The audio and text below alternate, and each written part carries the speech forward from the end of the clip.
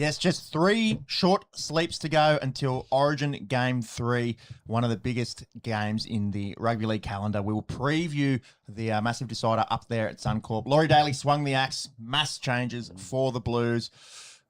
Some quite questionable. We'll chat all things Origin Game 3. World Cup fever is in full swing. We have entered the round of 16. All great matchups now. A bit of the fluff has been cut out. But unfortunately, our Socceroos are gone. They fought valiantly. They succumbed to Egypt yesterday morning via penalties. The nation was up early, blurry-eyed, 4 a.m., cheering on the boys and just couldn't quite get the biscuits. We'll preview the round of 16 and look back at the round of 32 in the World Cup and chat generally about our campaign. We'll wrap up the rounds that were in the NRL and the AFL. Still going. Sunday morning, Esky here. Forced change, late change here. But we'll review the rounds the games that have happened Friday, Saturday. We'll talk all things NBA, massive trade period, some big names on the move. We've got the Giannis jersey behind us. Who else? Jaylen Brown, Ja Morant, maybe even LeBron.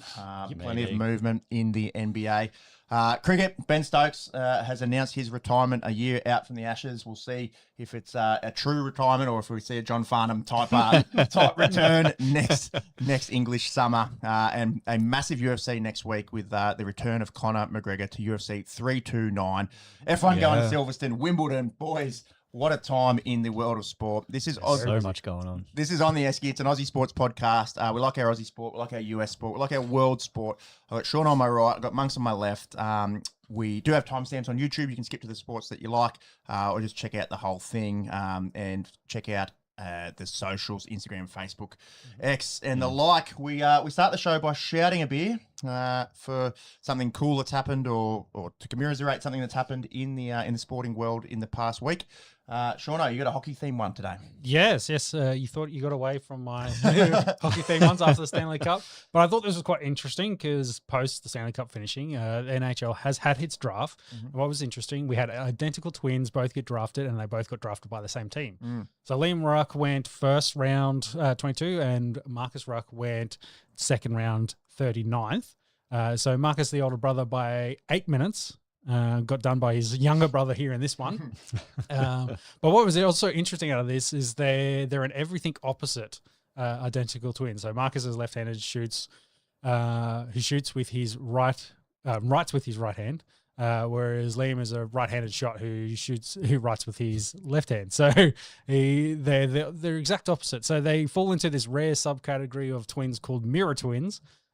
So the idea, if you face each other, their features like hair swirls, dominant hands, as is the case here, moles and birthmarks appear on the opposite side of their body. So I thought, a little bit of interesting that identical twins both got drafted to the same team.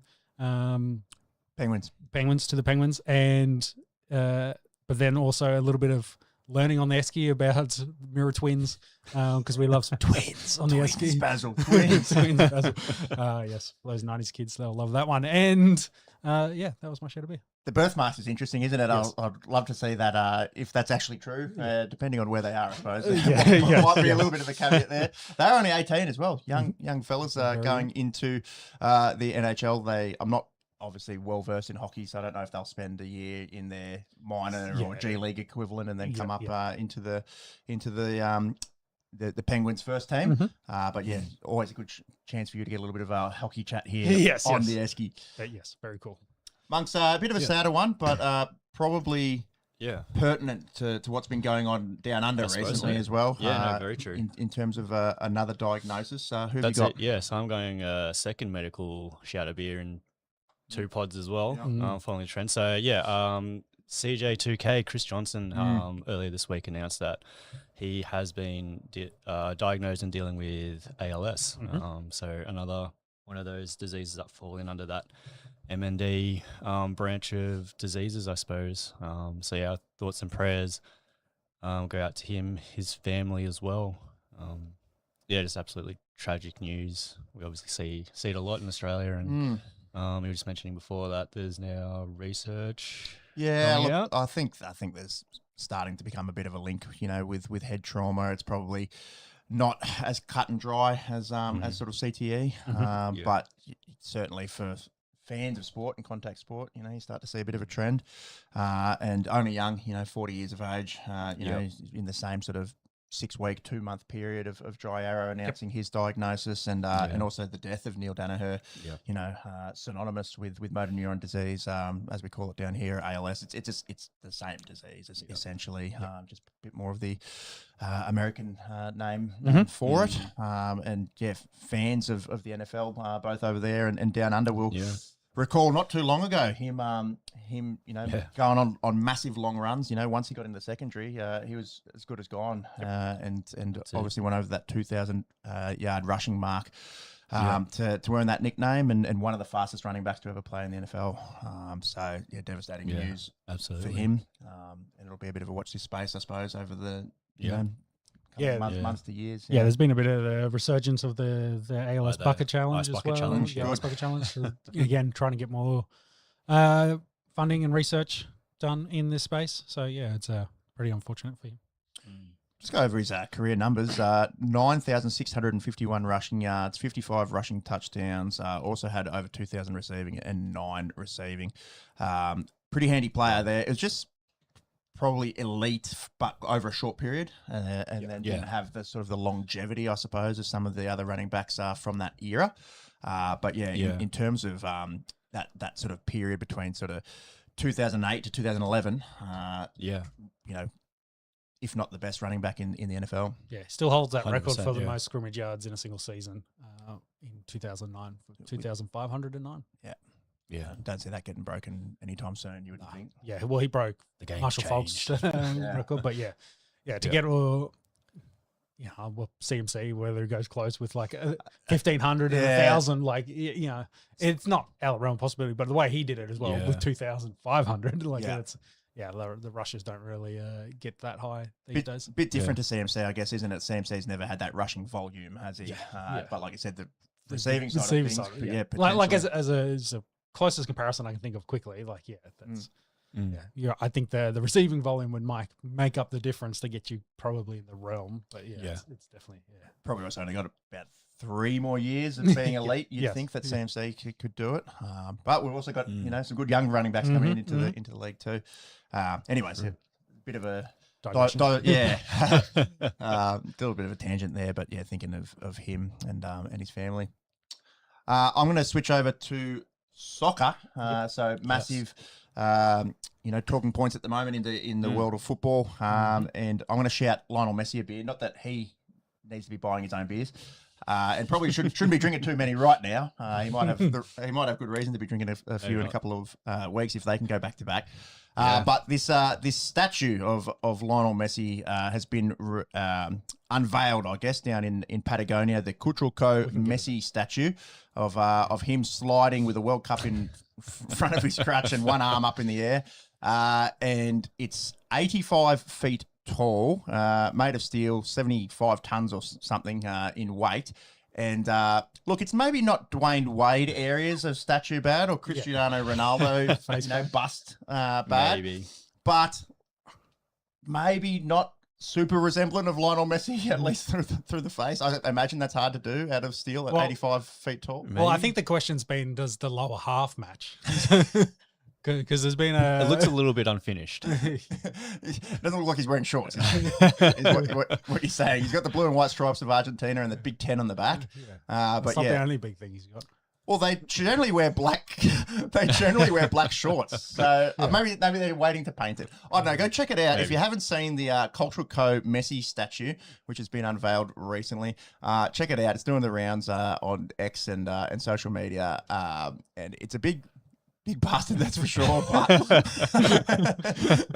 I don't know if it's going to win any prizes in the world of statues. No, not at all. Anyways, we'll talk all things soccer. We will do a massive sort of recap of the Socceroos campaign and look at the round of 16 games in just a second. But we will start with NRL before we go into it. Yep. We're a double mop today. The double mop head is back. Yeah, a lot of mock behaviour this week. Yeah, but it was we hard picked, to pick- these two. Hard to pick one. Do you want to take us away with the first one there, Shorto, with Dustin Poirier? Yes, I can. So Dustin Poirier got arrested on Father's Day. He was at the airport, had a couple too many drinks. By all accounts, I don't think he was maybe that intoxicated. Seeing somehow the boys get down here, I think he was probably sweet. He was coherent at least. But they refused him entry onto the plane, of course, and then he got really agitated and pissed off about this. And I'm talking about a flight that I think was about 6:30 in an evening. So then the police officer comes over, and then he tries to instigate fighting the police officer. Who knows who he is? He's just like, hey, you Dustin Poirier. He's like, yeah, and it's going to be real bad for you. Yes, so not real great for him. He did announce post-fighting, he's had a bit of a struggle with alcohol and kind of finding, his new niche for what's he going to do with his life, etc. So wishing him the best and that he can get back on straight now. Yeah, it's sort of said that he's going to seek some help for some alcohol issues, and it's a tale as old as time, isn't it? Yeah, that we see, the athletes sort of struggling to, transition across into life out or less in the spotlight, I guess. And like to echo those statements of just hopefully he can get help, and would love to hear him, doing some analysis or fight coverage at some point. Yeah, that's it. Yeah, needs to look after his personal health first, doesn't he? Yeah, exactly. It's a bit of a shame as well, like because he is a celebrity, like it's always going to come out in the news. Like if this happens to Joe Blow on the weekend, like no teams are going to get it. So hopefully he can get the help he needs and find something that gets him back on track. Staying over in the States, NFL player Terrion Arnold. This is pretty interesting. Sean, run us through the story because the charges that he's facing seem pretty serious. Yeah, well, essentially it could be life in prison for the amount. So the story kind of winds down. Well, he's been arrested on 4 counts of kidnapping and armed robbery. He's accused of being the ringleader, so orchestrating it on this plot in February, where they kidnapped 3 men and blamed them for stealing property from his Florida Airbnb, which they, of course, denied and doesn't seem to be the truth. But his boys that carried this out had plea deals and flipped on him. And so there's like the group chat with the text messages. They're saying he's involved. He, of course, has denied it. At the start of the year, when I think this first was rolling around, told the Lions, and the Lions were sweet with it. Now with all this news, they're not sweet with it. He's been cut, of course. His agent yesterday or the day before was saying that, several teams have already reached out to see he's available. Whether they're going to spend 12 months doing this, like he's got another season, etc. But by all accounts, it sounds like the case against him is going to be pretty solid. So it'll be interesting to see how he gets out of this one. And also considering he's super young, I think was he first round pick last year or the year 2024? Yeah, he's only 23. Yeah. So he's got his whole career ahead of him, and obviously highly touted out of Alabama, and did crazy numbers. I remember talking about him just a couple of drafts ago. So it's going to be an interesting situation to follow to see how it goes out. But those it's not looking good in those 1v1s against Ruggs at prison might be interesting. With that longest yard team, longest yard team doing stuff. Yeah, exactly. They're getting some quality updates. Oh my goodness. Also, look, not condoning if this is all, and they're all allegations at this stage, but if it actually did happen and if he does go to jail, life seems like a long time, doesn't it? Yeah, well, I think that's because of the amount of counts, because I think each account probably counts like 15 to 20 years. Yeah, so by the time it stacks up, that is a significant amount. So he did, I think he posted bond. I'm not sure if he has to be. Bale said it $1 million released by the Lions on Monday last week. So in response to the arrest, Detroit Lions issued a statement acknowledging the arrest, refused to comment further. This is just going to be a watch and see how it plays out in the courts. And So whether he'll get the Rice treatment where it's like, hey, until there's a guilty verdict, he can play. Because assuming this is not going to be a slam dunk. It'll be over and done with there. This will be so months we'll into see. years. Yeah, you know, you'd exactly. think. Yeah, it could be a long trial. Yeah, watch this space. Not good for Lions fans. No, not at all. Not bad for Packers fans. Packers receivers that'll line up against the Lions, be licking their lips twice a year. Yeah. But yeah, we'll see how it plays out. Certainly, not unlike the NFL to have a few active cases going on. Yeah. Off-season stuff for the NFL, pretty standard. All right, let's bring it back down under, and we'll kick off with State of Origin into the round wrap in the NRL. We'll start with Queensland because less question marks. Yeah, that's right. So probably less to discuss. Most of the changes, surrounding guys coming back from injury, essentially. I might run us through, and then Sean, you can give us your take as the resident Queensland fan. We get Pat Carrigan back after syndesmosis surgery. I think about a 6 or 7 week turnaround for him, which is fairly standard, I think, in the NRL these days. And Jeremiah Nene comes back into the side. So Lindsay Collins to miss because of concussion. Poor Fini Fuiaki, who I think has been excellent for the Dolphins, omitted to make space for Jeremiah Nene, and Corey Horsburgh into the squad, but likely 20th man. Yeah, he's 20th man. So they'll line up Ponga at 1, Cobbo 2, Toya 3, Hammer 4, Jojo Fafita 5, Cam Munster 6, Sam Walker 7, 1 through 7 unchanged. Yep. Front row will be Flegler and Tino, Harry Grant at 9, back row of Nickera, Capewell and Cotter. 1 through 13 actually unchanged. That's not great for New South Wales fans. And then the bench to look something along the lines of Plath, Carrigan, Liero, Nene, Walsh, Talangi, Horsburgh, likely 20th man. I don't think that's 100% confirmed just yet. Your thoughts? Not too much to comment on, I guess. My only concern would be the size, because losing Lindsay Collins and replacing him with Carrigan is probably maybe not a like for like body wise. Yes, Carrigan plays in the front row in Origin, but he's kind of like Tino. He's a big guy that kind of steps up. So and then running into the big pack that is New South Wales. As a comparison, like that's my slight concern that they lack a little bit of size coming off the bench. And that would be my, one concern. But outside of that, it's the team that has looked pretty competitive, bar 20 minutes. So I'm, quietly confident going into Queensland. Would like to see these guys continue to fire. It's a big loss, Lindsay Collins, no doubt. Seems to, just lift. Yeah, he seems to turn into Popeye, and as most Queenslanders do when they pull on that Maroons jersey. He saved some of his best footy for State of Origin. I think back to a few years of. Well, he scored in game 2. So. Yeah, he scored. He scored in game 2. I think back a couple of years ago when he plucked that one out of the sky and scored. Like a winger. Yeah, he scores. He just gets faster at Origin. I don't know. He's just in the right. Well, for a big guy, he moves pretty well, doesn't he? Yeah. So it is a big loss. But I think the continuity of not really changing too much. And then the guys that come back in have played a heap for Queensland too. So they've been in and around that system. In 2 rooks. Exactly. So probably not too much to comment on. I guess heading into game 3, and Billy Slater, really just making a few decisions based around availability. Yes. New South Wales, on the other hand, how long have we got?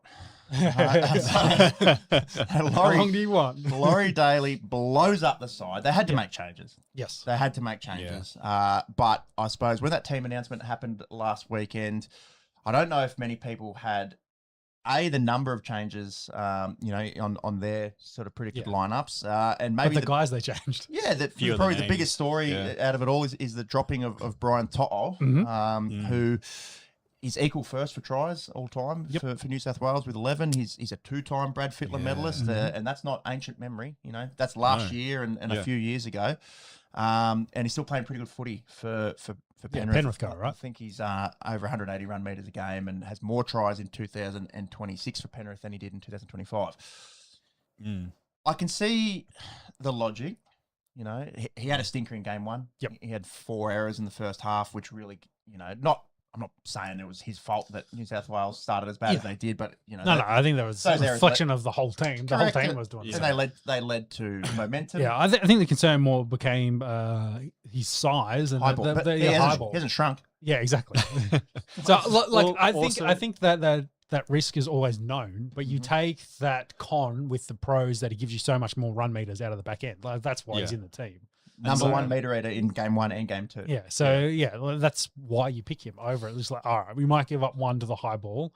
You know, those high balls can be 50-50. So yeah.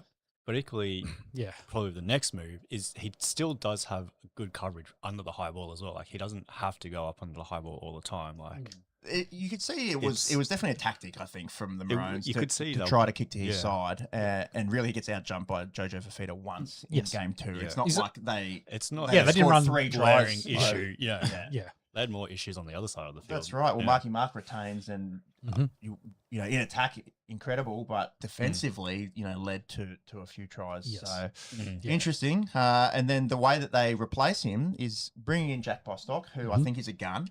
And has been playing out of his skin for the Dolphins. But very New South Wales selection. You pick a right centre on left wing. So I don't know. It seems he's tall though. He is tall.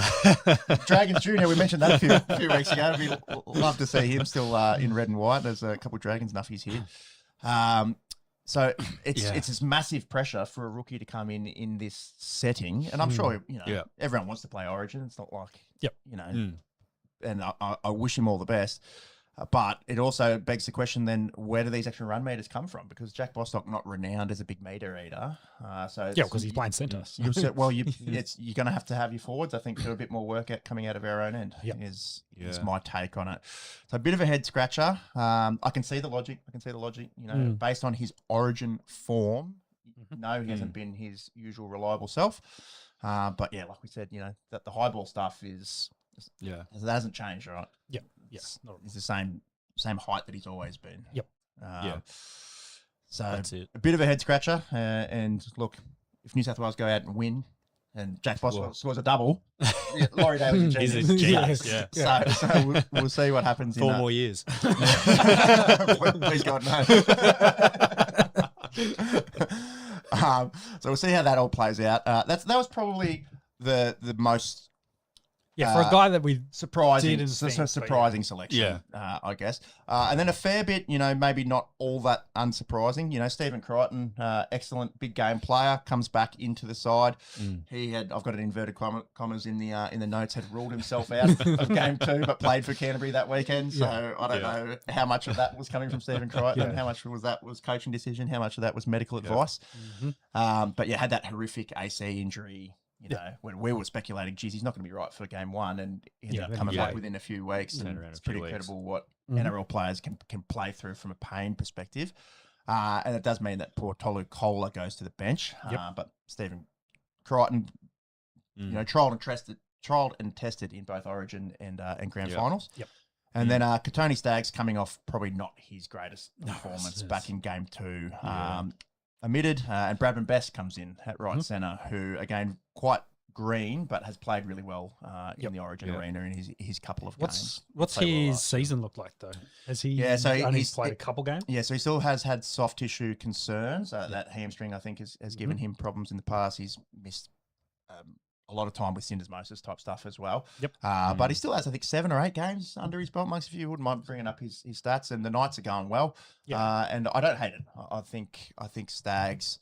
obviously the brain snap, you know, was maybe. I think Latrell doing his calf as well probably plays into it. Yeah, we may as well talk about that now. We've got it in the South notes, but he does his calf and hasn't been playing anyway because of back concerns. So a healthy Latrell and a healthy Critter, that's probably his centre pairing, but neither have been 100% healthy.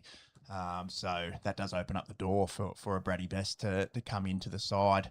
Monk's just pulling up his stats there, and he was electric when we won a couple of years ago, and I think he scored a double. And you know, athletically is an excellent player. Let's just go down there. I think he's played 12 games.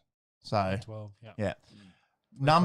numbers wise, like from a try scoring perspective, he's only got 3 meat pies, but in terms of maybe answering our question from 2 minutes ago, getting through the work, you look at the run meters for Newcastle, recently, 174 run meters, 168 run meters, 197, 143.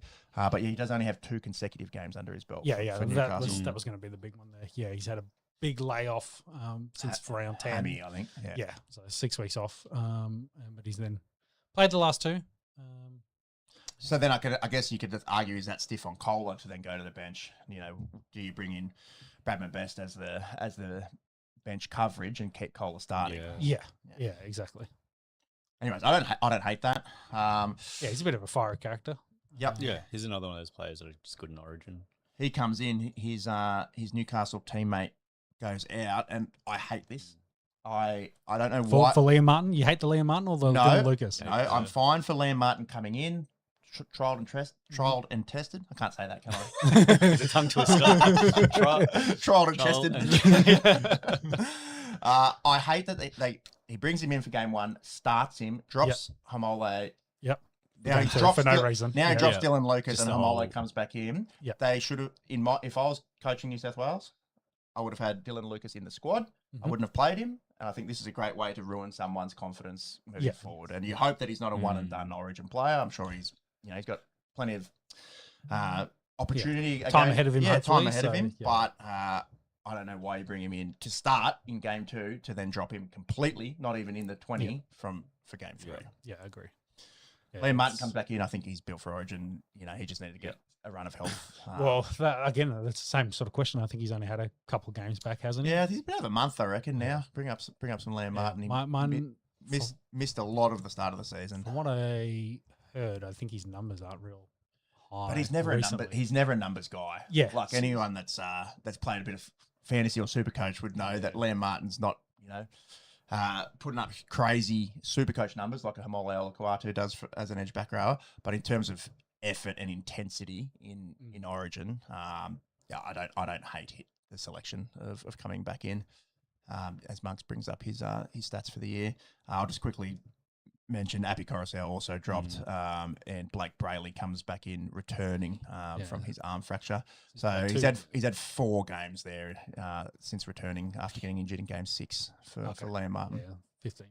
Bye. Yep. But yeah, when you talk about numbers, he hasn't run for 100 metres in any of those, and it doesn't set the world alight in a stats sort of perspective, but certainly purpose built for Origin, I think. So that's all our changes. So I'll run through it.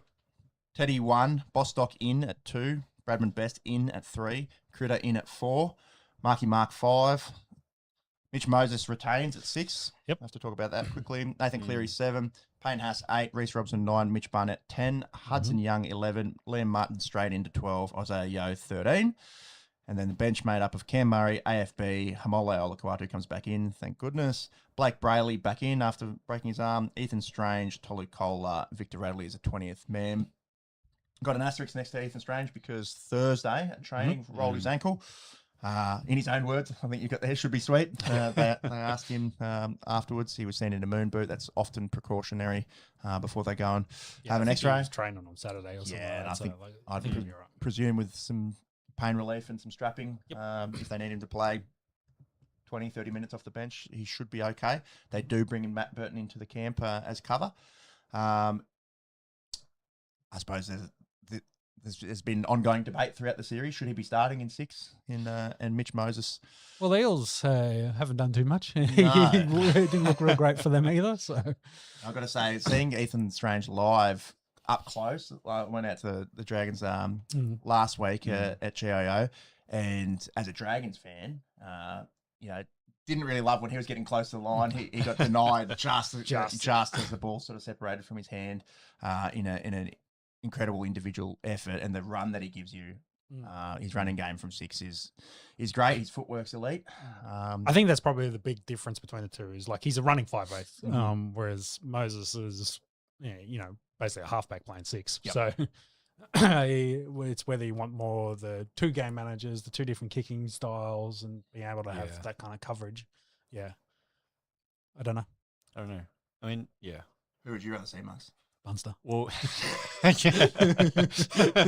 not wrong. I mean, what does Moses give you that Cleary doesn't? Yeah, that's probably a great the question, difference. Yeah, isn't it? Yeah, I think you're right. They may be too similar. Yeah. Mitch Moses has been great in prior Origins. Yeah. But again, I think his best ones were when Cleary wasn't in it. Correct. So yeah. when he was playing 7. So Yep. Yeah.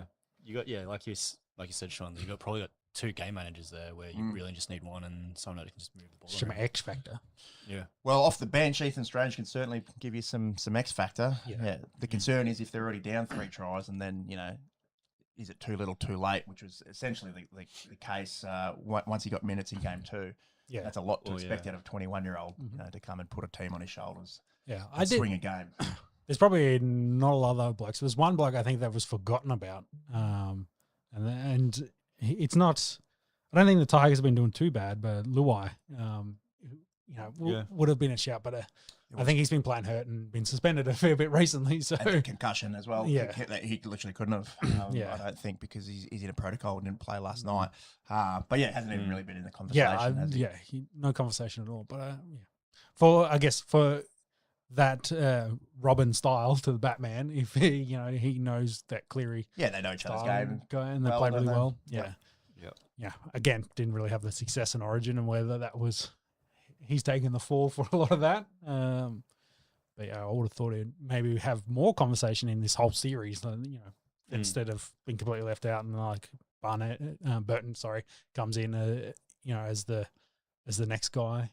In both cases, once the Sixers were, when Moses got hurt after, was it game 2? Yeah, Hammy. Yeah, well, that's right. He doesn't have a lot of run in the legs too with soft tissue himself, but we'll see. He's definitely blown it all up, and the backline looks completely different. But we'll see. He'll look like a bloody genius if they go up and pull off a miracle at Suncorp. I think their better second rows are on the bench, so it'll be interesting to see how that kind of plays in terms of Cam Murray and Olaquatu. Yeah. Also, lots of speculation throughout. Would New South Wales be better with Cam Murray starting at 13 and bringing Isaiah Yeo off the bench, or reshuffling, having Yeo start in the middle with Cam Murray at 13? Because certainly, I would say we'd probably look a bit better when Cam Murray's got on the field. So definitely. So notwithstanding being down 2 tries leading to the half, is this like a interchange management thing for the New South Wales side? Yeah, I think the bench has hurt him. In game 1, Saifidi sits on there and uses a bench, but as a middle forward, and then you expect him to get Daly doesn't play 20 to 40 minutes, and then drops him, and then in game 2, the Stags sin binning came at a really bad time. So because he gets no minutes. Yeah, and Happy Coruscant didn't get used either, and then you've got these impact guys on your bench, and I suppose Daly can be forgiven in that sort of setting because it was sort of forced. But it's certainly a lot of question marks, not just around selections, but also in-game management of minutes. Yeah. But I'll tell you what, all will be forgiven if they can go up there and knock off the Maroons in their own backyard. But it just seems like a hard ask, doesn't it? All the momentum going Queensland. Game 3 decider in Suncorp. It feels like we've seen this movie before, doesn't it? Yeah, it does. It does. And that's probably to the point, you're against the wall, just chuck the kitchen sink and do whatever, just change it up, see what happens. Well, the expectation is, I suppose, that Queensland will win at home as well. So maybe that does take a bit of the pressure off. And the Queensland prefer being the underdogs. So it's not kind of set up that way in this instance. So interesting to see how that. They'll call themselves the underdogs even when they're not. So true. We'll find out. We've only got to tick over 72 hours before Game 3 rolls around, and we will obviously wrap it up the next time that we pod.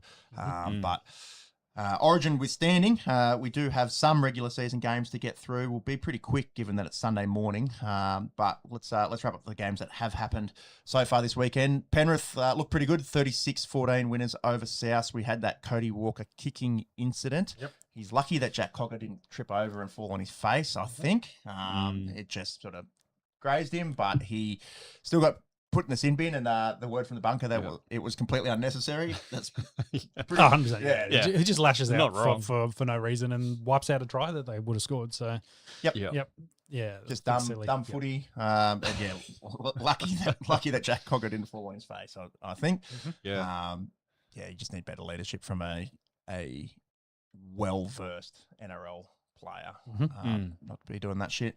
We spoke about Latrell, calf niggle. Yeah, they just said small. Well, it's more than a niggle. It's a tear, but it's a small tear that they've said. And I think if you're dealing with back concerns and, maybe that neural innovation not firing the way that it should be, plus the deconditioning that you would have managing it back, plus previous history of soft tissue. Taking a bit longer than a lot of risk factors there for Latrell. It's not great for New South Wales fans to not get to see him in sky blue this series. And for South fans, I want to see a healthy Latrell come back in if they're to make any sort of meaningful impact in September. Yep, definitely. And we've got to talk about Tom Milky Jenkins as we have throughout the season. He's back on a roll. Remember, he went a little bit quiet there for a little bit, sort of back in rounds 8, 9, 10. He didn't score for 3 weeks. The last 6, he scored 9. So Hattie on Friday night brings his toll up to 25 tries in 16 games on the season. NRL era record's 30, as we've spoken about. Alex Johnston's done it twice. So barring injury, he's going to kill that. I think is it Dave Brown's the record of 38 and 15. 30. So not impossible. Not impossible, but he's going to be, I don't want to say he's going to shit in Alex Johnston's record. Well, he should. If he doesn't get hurt. If he doesn't get hurt, 8 games, needs 5 more to tie, 6 to break. So, he should go very, very close. Yeah. I think, barring injury, the way that Penrith are going, I think we're going to have a new NRL era record. It might be a bit of a stretch to score 14 in that time, but NRL record, it's looking like it's going to be the boy from Bora, Milky Jenkins.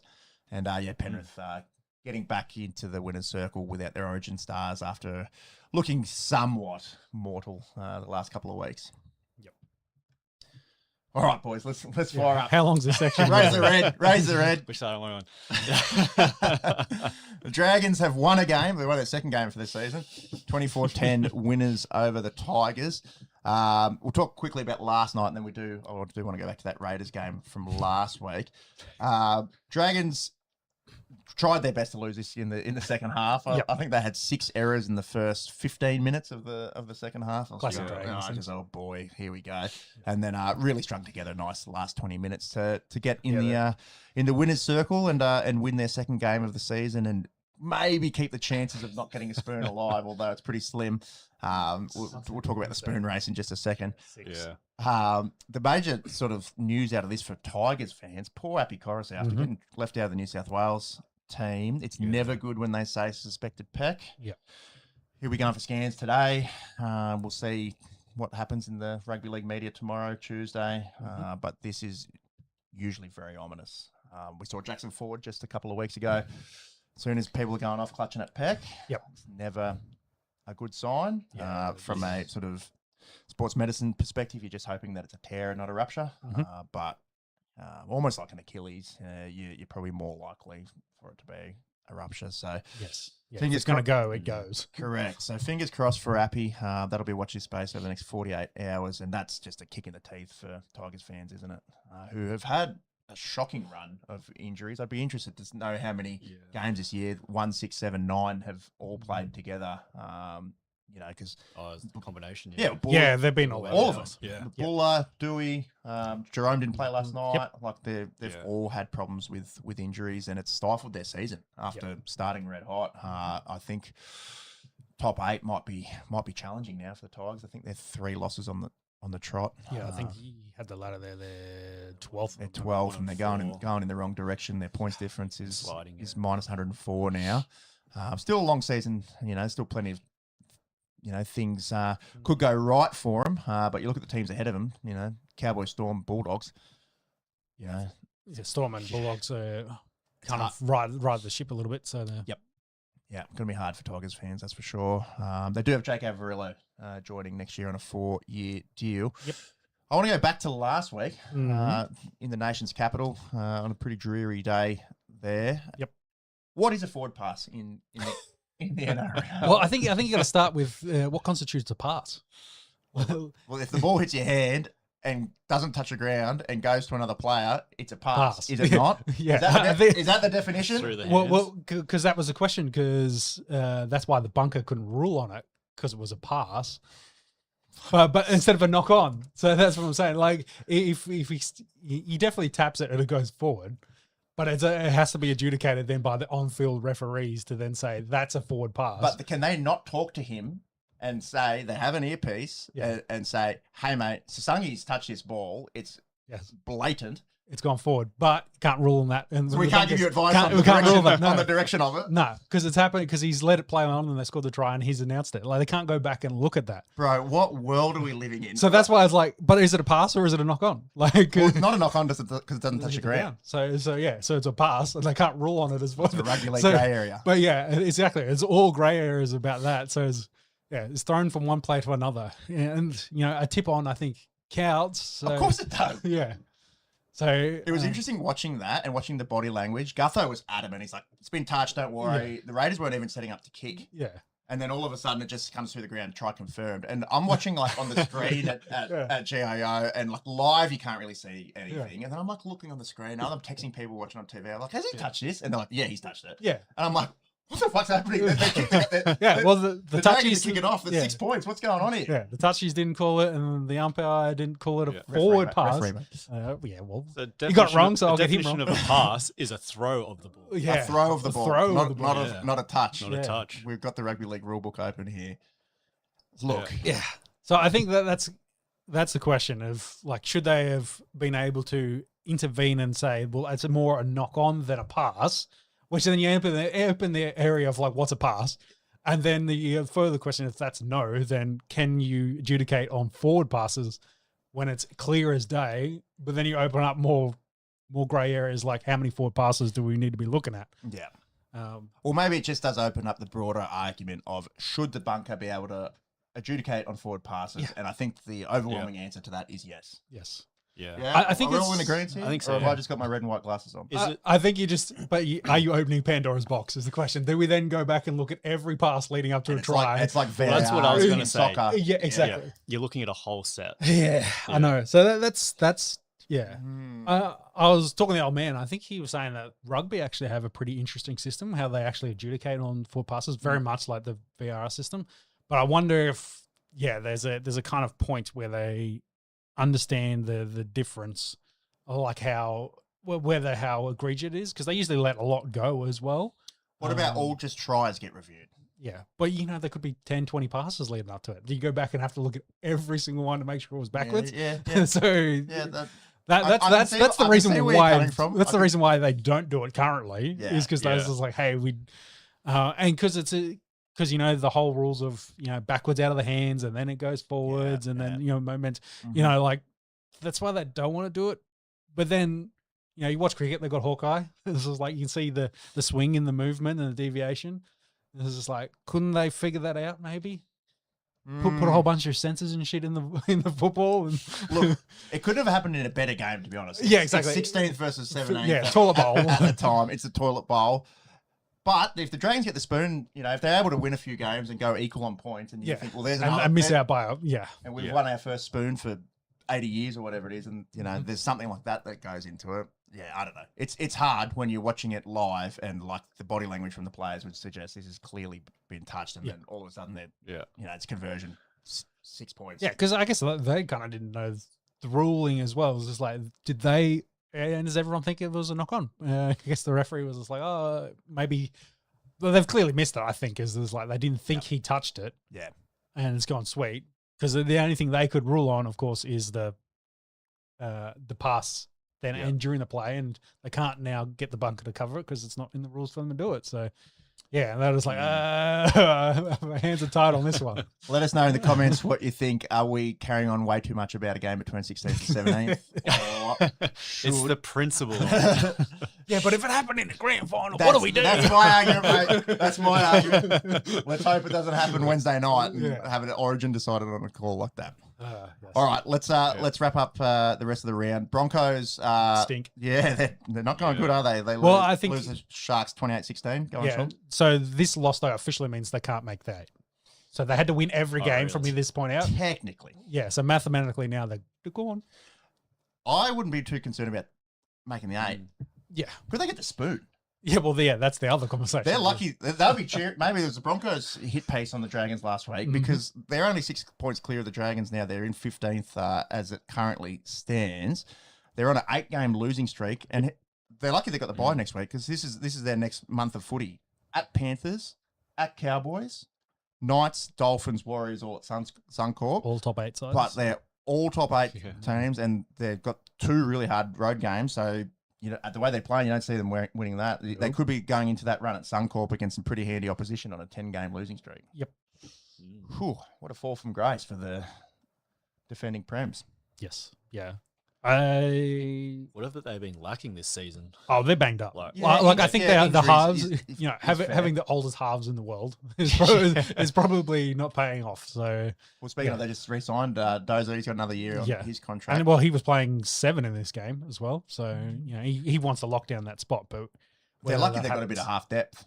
Yes, they are old, but they've got probably 4 guys that are starting at most clubs. But the consistency's been the issue. Like Marm's been in and out. He hasn't been great this year. Reynolds has been hurt again on and off. So, and then Ben Hunt himself being hurt on and off too. So it is what it is. I was listening to Dan and Kemp and the bloke in a bar.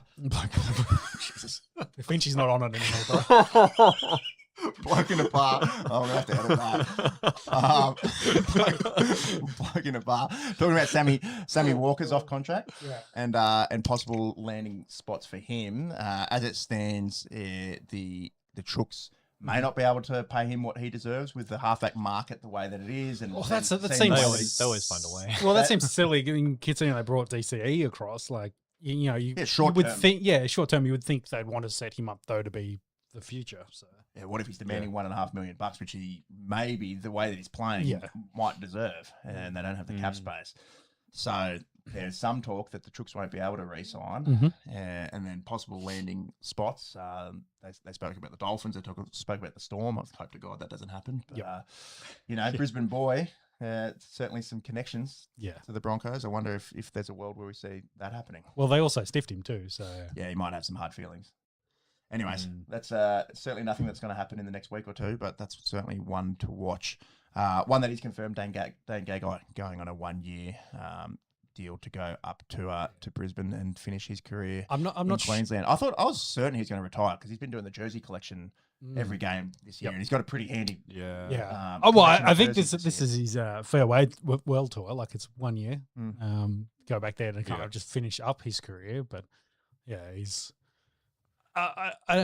With those 2 signings for Brisbane, like you're on a massive losing streak. It's probably going to continue.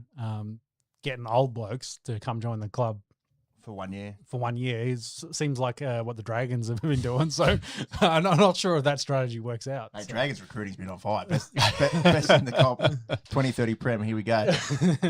It's a few head scratching decisions, but to answer your original question, it's hard, right? Because they're banged up, but you look at some of the other injury lists that we had on the screen before, they're not that much more banged up than I think they've been getting Tigers a fair or an good, Eels. Haas missed a bunch, so he's back though. That's so true. I think they've had a lot of small niggle injuries that just keeps the rotation going. That's exactly the team's right. just keeps turning over. Like Walsh missed time as well. So it's the guys coming in and out. They haven't had any real consistency. Got to give the Sharks some credit.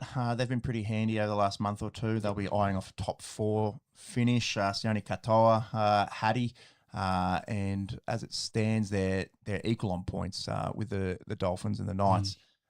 With the Dolphins and the Knights to play each other this afternoon. So one of them, the best they can finish the round is 5th, the Sharks. On that note, let's just go straight into Knights and Dolphins. That'll be the later game this afternoon. Isaiah Katoa. It was a fracture, so it had been reported as a dislocation. Quite hard to dislocate your wrist, but any joint can be dislocated.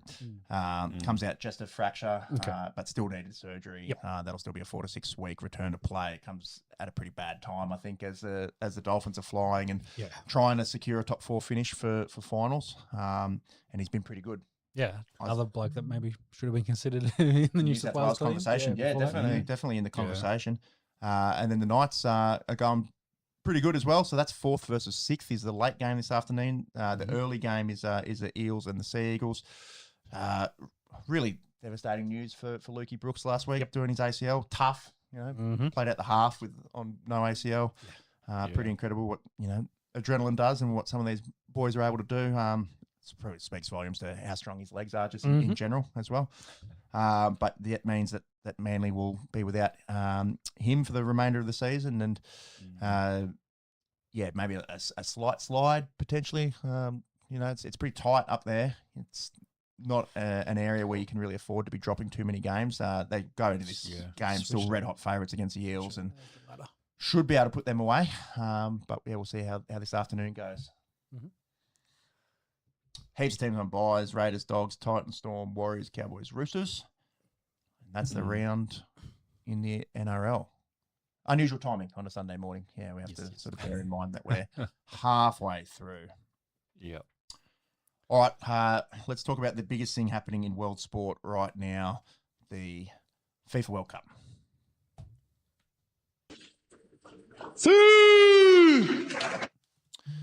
Boys, the Socceroos, they were valiant. They took it to pens. They go down on penalties, the worst way to lose in the world of football, to Egypt yesterday morning. The nation would have been up bright and early to watch the Socceroos, and I think they played, particularly in regulation, the first 90 minutes, they really played their heart out. Yep. Yeah. I think Popovic probably got the starting 11 about as good as it could be after sort of chopping and changing early on. And from an attacking perspective, we actually looked probably the most likely. Especially in that second half. And arguably maybe the better team for the first sort of 75 minutes, and then really through extra time, probably lucky to survive. I think there was a pretty nervous finish to that game. Patrick Beach, incredible, getting his fingertips on that header to at least force a penalty shootout. That was an incredible reaction save there. But yeah, probably a different style of football than the harem ball, boring, particularly Paraguay sort of. Well, that was going to be my question, because I've seen a lot of comments about, once they got the equaliser in that second half, did they park the bus too much trying to play for pens, or is it just they kind of switch the momentum back in? Egypt knew they had to keep pushing to try and get the lead. No, I don't think so. I think in terms of, if you've got to compare to the rest of the tournament, we probably had the most opportunities to score. Yes, Egypt still had more possession, and I feel like the numbers maybe skewed a little bit from the extra time where Egypt were on top of us. Like, we were probably lucky to get it to penalties, from the second half of extra time. But the first and second half in regulation, you look at that, we had more shots. Getting shots on target were probably, a bit of an issue, and we'll talk about the team moving forward. I think we're one, quality striker off being a really good team. Well, whether one of those young fellas can develop into that as well. Well, that's the question, because Aaron Kunda to me feels like a winger or an attacking mid. He's only a short, fast guy. He's not going to give you much in the air. And I don't know if he's going to be a true striker. And Mo Toure just didn't really look likely throughout the tournament. Having said that, and whilst we're on team makeup, the under-23s, the contingent of young players looks so good. Geordie Boss, hopefully his knee's all good. Unfortunate for him to miss out on the second half yesterday, MCL type mechanism. But he's been great. He's at Feyenoord, so he's playing in the top flight in the Netherlands. That's only going to make him a better player moving forward. He's 23, and he's the oldest of the boys that I'm about to talk about. Chikati looked great throughout. Volpato and Irinkunda look great throughout. And then we've got a young 18-year-old who's linked with Barcelona, who we'll talk about in just a second. So, the future and building towards 2030 looks really, really positive. And it's going to be a bit of a changing of, it already is a changing of the guard. We had one guy in Matthew Leckie, who had started at 2022, who featured in this one. But yeah, I think moving towards 2030, there's a lot to be excited for as Aussie football. I think we fans. carried Definitely, one of, if not the youngest team at the World Cup. So there's hopefully in another 4 years worth of development, those guys will be mid 20s, early 20s, and have a lot more hopefully international exposure as well. Now that some people have seen what they're capable of. We're going to talk about the Egyptian guy that had the unfortunate own goal, Khani. Second. There's only two things that could have happened here, right? Because he has a collision in his own box. He doesn't get up. He gets rolled into the recovery position by his teammates. So either he's suffered a concussion, and a pretty serious one at that. And 2 minutes later he's playing. And like, for us that have follow. There's no HIAs. Well, the protocols aren't. They're meant to They don't seem check as stringent. Yeah, as they what don't. we They don't. have They're meant to have more our independent contact sports. doctors and that. But yeah, Or they're just full of shit and like hamming it up, for the cameras and Well, I suppose that's it. Too, so. Boy cried wolf too many times. That's you right. can't figure out what's real and what's not. Yeah. Well, I don't know which one's worse. Like if he has had a legitimate concussion there and has been allowed to play because they didn't stop play for too long, he didn't even get assessed off the field. No. It was a quick on-field assessment, and then 2 minutes later they're back playing, and he's playing, and then puts the ball in his own net 5 minutes after that. Yeah. So you'd almost rather it that they're just doing some theatrics and playing around. But if there's enough concern for a player to come and roll you into the recovery position, that doesn't seem like soccer theatrics to me. Yes. No. Yeah. Anyways, that's a bit of a talking point. Yeah, well, I think it happened late in the Argentina game as well, where they had to assess someone, and essentially they just brought him over, changed his jersey, wasted like a minute or so. In theory, is it's like giving Argentina some more time to recover, considering how long they've been playing. It's just like, are they gaming the system in that point too? So it does raise some questions about how the system's being implemented. For that Argentina one, I think they changed the jersey because they had blood on it or something like that. So. But they're like seek treatment to slow the game down, essentially, especially in an important time like that, deep into extra time. Yeah. Anyways, let us know what you thought about that. It goes to a penalty shootout, and this is probably where the huge talking points from the game come into play. Matt Ryan gets subbed on in the 119th minute. Very late. Tactical decision. Obviously from Tony Popovich. We were sort of speculating, surely this is a plan that's been spoken about. They all know that Matt Ryan's going to be the penalties keeper if it comes into it. Patrick Beach quoted after the game saying, I found out at the same time as everyone else did. There's obviously a plan that was put in place. I wasn't. It wasn't for us. So he said it wasn't for us to know. So as in like Ryan, he's saying for him and Ryan, we didn't know that would be the plan. Surely Ryan would have had to. I kind of also took the angle of who Popovich was just like, this could be the last game at the World Cup. We're going into pens. Matt Ryan's maybe not going to play in the next one. That shouldn't be the decision. Do I get him on? The decision needs to be who gives us the best chance. It's not about a swan song for Matty Ryan. Because they come in cold. And Mark Schwarzer had some interesting comments on this as arguably our greatest keeper of all time. He said, if you've been sitting there watching for 120 minutes, yes, you'd be doing bits at half time and in the extra time breaks and little bits of reflex you're not in drills. the game. You're not warm. To react and have your reflexes switched on. It's very challenging. Now, look, it wasn't his fault that we lost his penalty shootout, but exactly. Like you got to say the the Egyptian keeper didn't make any saves either. So we just missed. This is true. This is true. Harry Sutar, obviously the ball still coming down. YS.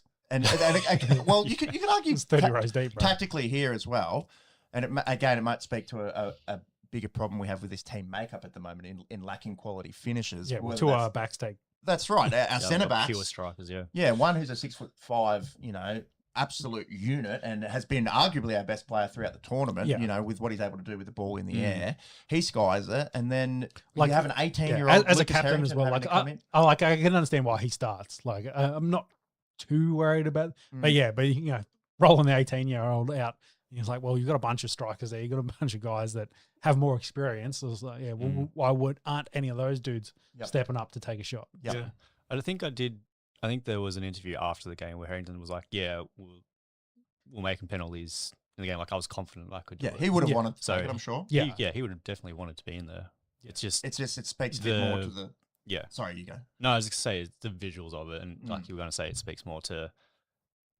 Why did you not put your experienced players out there? Yeah, the more senior guys. More senior, out there first. Yeah. And it goes back to another penalty shootout. I can't remember which one it was where I don't know if it was in the group stages where can't be penalties in group stages.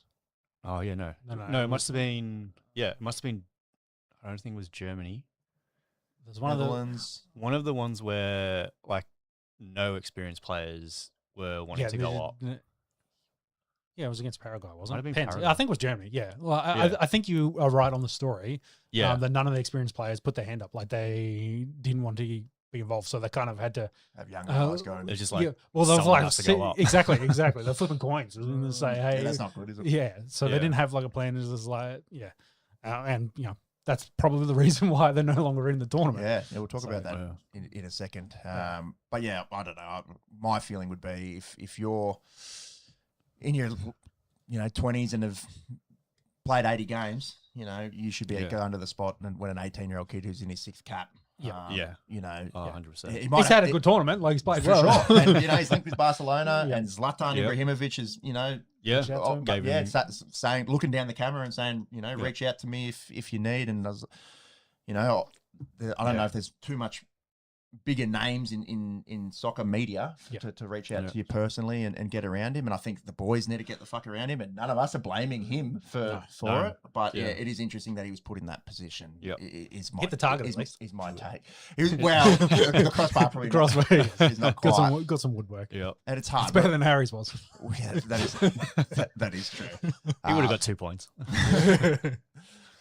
Anyways, it was an awesome campaign. It does feel like especially the way that Cabo Verde pushed Argentina. We're probably going into this game thinking, well, it's just to get to the round of 16 to lose to get to fucked by Argentina. Argentina. Yeah. And then you look at some minnows that are able to push them. Anything can happen. Yeah. But look, I think building towards 2030 and those young players Yeah. all coming into their prime, I think it's going to be great. I think 100%. we need a world. We're not going to have probably world class. We need a quality striker. And Motore probably just didn't quite look quite up to it. Maybe in 2030 he'll have Another a bit 4 more years. experience Yep. and it will be a better finisher. But I think moving from the back forward, we played a pretty boring type, game plan. Well, yeah, there's a lot of low possession, defend.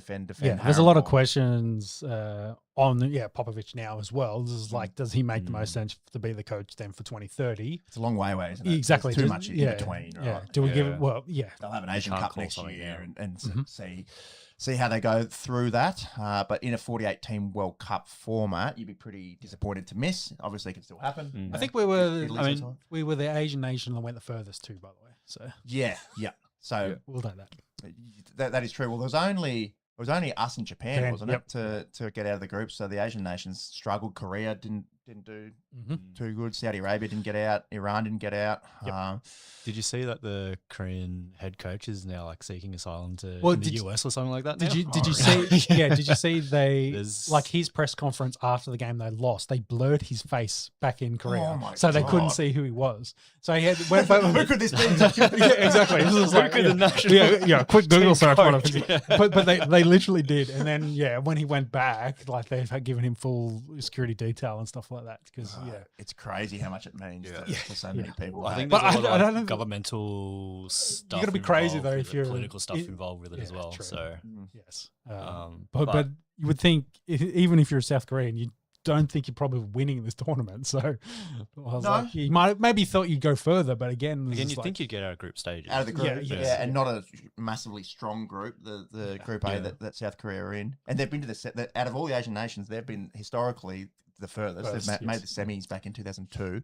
Look, I'm not saying this current Korean group should be making the semis, but not a great showing from the Asian nations as opposed to the African nations where we had Tunisia, I think, was the only one that missed out. yeah, and they were awful. But Yeah. 9 out of 10 getting out of the group, and unfortunately, a lot of them starting to drop off, which we'll talk about in just a second. running in a big European team. Yep. But yeah, final thoughts on the Socceroos. Can hold their heads high, finishing second in that group when our team value was the lowest by far. I think a lot of Aussie fans will have memories of that Turkey game. It looked like we didn't not belong. So it's like in previous World Cups, like how we've got there and we got there, and it's just like, hey, we're happy to be here, kind of thing. Whereas this now is like actually we look competitive and look like we kind of belong in this tournament versus just being a ring in. Correct. Yeah, 2 in a row of getting out of the group. Like you said, 14 and 18 sort of really making up the numbers. To be fair, quite hard groups. Yes. You look back at that 14 group. Hard Spain tournaments, maybe. well, Spain didn't get that's true. 32 teams versus 48. But Spain didn't get out of our group in 2014. So when we're in a group, and I think when that group got announced, and you look at that and you go, hard, but we can get out. Yeah. There's you know, America is always going to be a tough ask, but there's no group of death feelings about that group. No. They still on paper had the worst team, and they finished second. So, you know, got to be proud about that, and hopefully a few of these boys that you know, sort of 22 and under that have played their ass off, make some bank out of this, and and get picked up by some big European clubs. Yeah, I'm interested to see whether beach stays in Australia or whether he'll get it. Can't see him playing in the A-League for too long. He had a great tournament. He had a great tournament, and that's it. Hopefully someone will come and knocking. Yep, Irankunda, Trichardi, Volpato, Harrington. I think we've all got bright futures ahead of them. Yep. Does making it through the round of 32 have the same feeling as making it through the round of 16? No, it is from the previous World Cup. No, I think when we look at Canada and South Africa as that round 32 matchup, no, but you can only beat the teams that get put in front of you. Let's quickly get through the round of 32 because there's 16 games obviously to get through. Yeah. Canada, real late winner to knock South Africa out. That's the first African nation to drop off in the round of 32, which was lots of African nations unfortunately falling. Brazil, geez, they left it late against Japan. 95th minute winner after coming from behind. Martinelli sends Japan packing. Germany, Paraguay, a bit to talk about here. So Paraguay from our group, we know how they play, very defensive, won't concede a whole lot. We're on the wrong screen. Where are we? I got a bit of wiki there. We're all good. Technically. Yep. Yeah, all good. So Germany's, you boys have seen Germany's record at the World Cup before this in penalties. They had one guy miss or have a penalty saved ever. Yeah. Jeez. Before three. Three in this one. So Havertz, Vultemade, and Tar. In a pretty ordinary, both these shootouts, you know, not a whole lot of confidence. And like you said, you know, if this is happening from the big, you know, hitters in the World Cup, maybe it's not just a comment around, you know, where our Aussie team's at. Maybe there's a broader theme around nerves and on the big stage and penalties. And think back to Bukayo Saka at the Euros, you know, 4 years ago, and you know, having that one that he missed for England, where Italy won the Euros, and the commentary around that, death threats and social media and all the shit that you have to deal with, which no one should, but unfortunately just the world that we live in. You know, I was nervous watching the Aussies go up, you know, sitting on my couch at 6 o'clock in the morning in Australia, so you can imagine what's going through these blokes' heads. Well, yeah. But Germany, the first big name to first get real knocked out. heavy hitter to get knocked out. And then followed with the Netherlands straight after. It was just like, this was hard. This was hard, right? Hard, you know, you look at South Africa and Canada being around a 32 game, and then you look at Netherlands, Morocco, which essentially on paper that's like a quarterfinal type matchup. Yep. But both teams really ordinary from the spot. And Morocco go through, and they got through this morning as well. But that's just trauma. You know, Australia doesn't have a whole lot of penalty shootout trauma. I guess Uruguay back in 2001, I think it was, when we didn't qualify for 02, is probably the last time that we've had. You know, we've actually had some happy memories around penalty shootouts. Some awesome saves. Yeah, that's right. You know, John Aloisi, you know, that's one of the most famous things in Australian soccer history. But going back to the Dutch, they essentially penalties equals trauma for them. So 2022, they lose the quarterfinals and pens to Argentina. 14, they lose the semis to Argentina. 98, they lose the semis to Brazil. It's a cruel, cruel way to go out. And I thought the Dutch were actually playing really good football, and their attacking prowess in the group stage, like you know, the 5 that they put on Sweden, they look pretty good. Unfortunately, it's just the way that it happens. They ran into a pretty good Morocco team.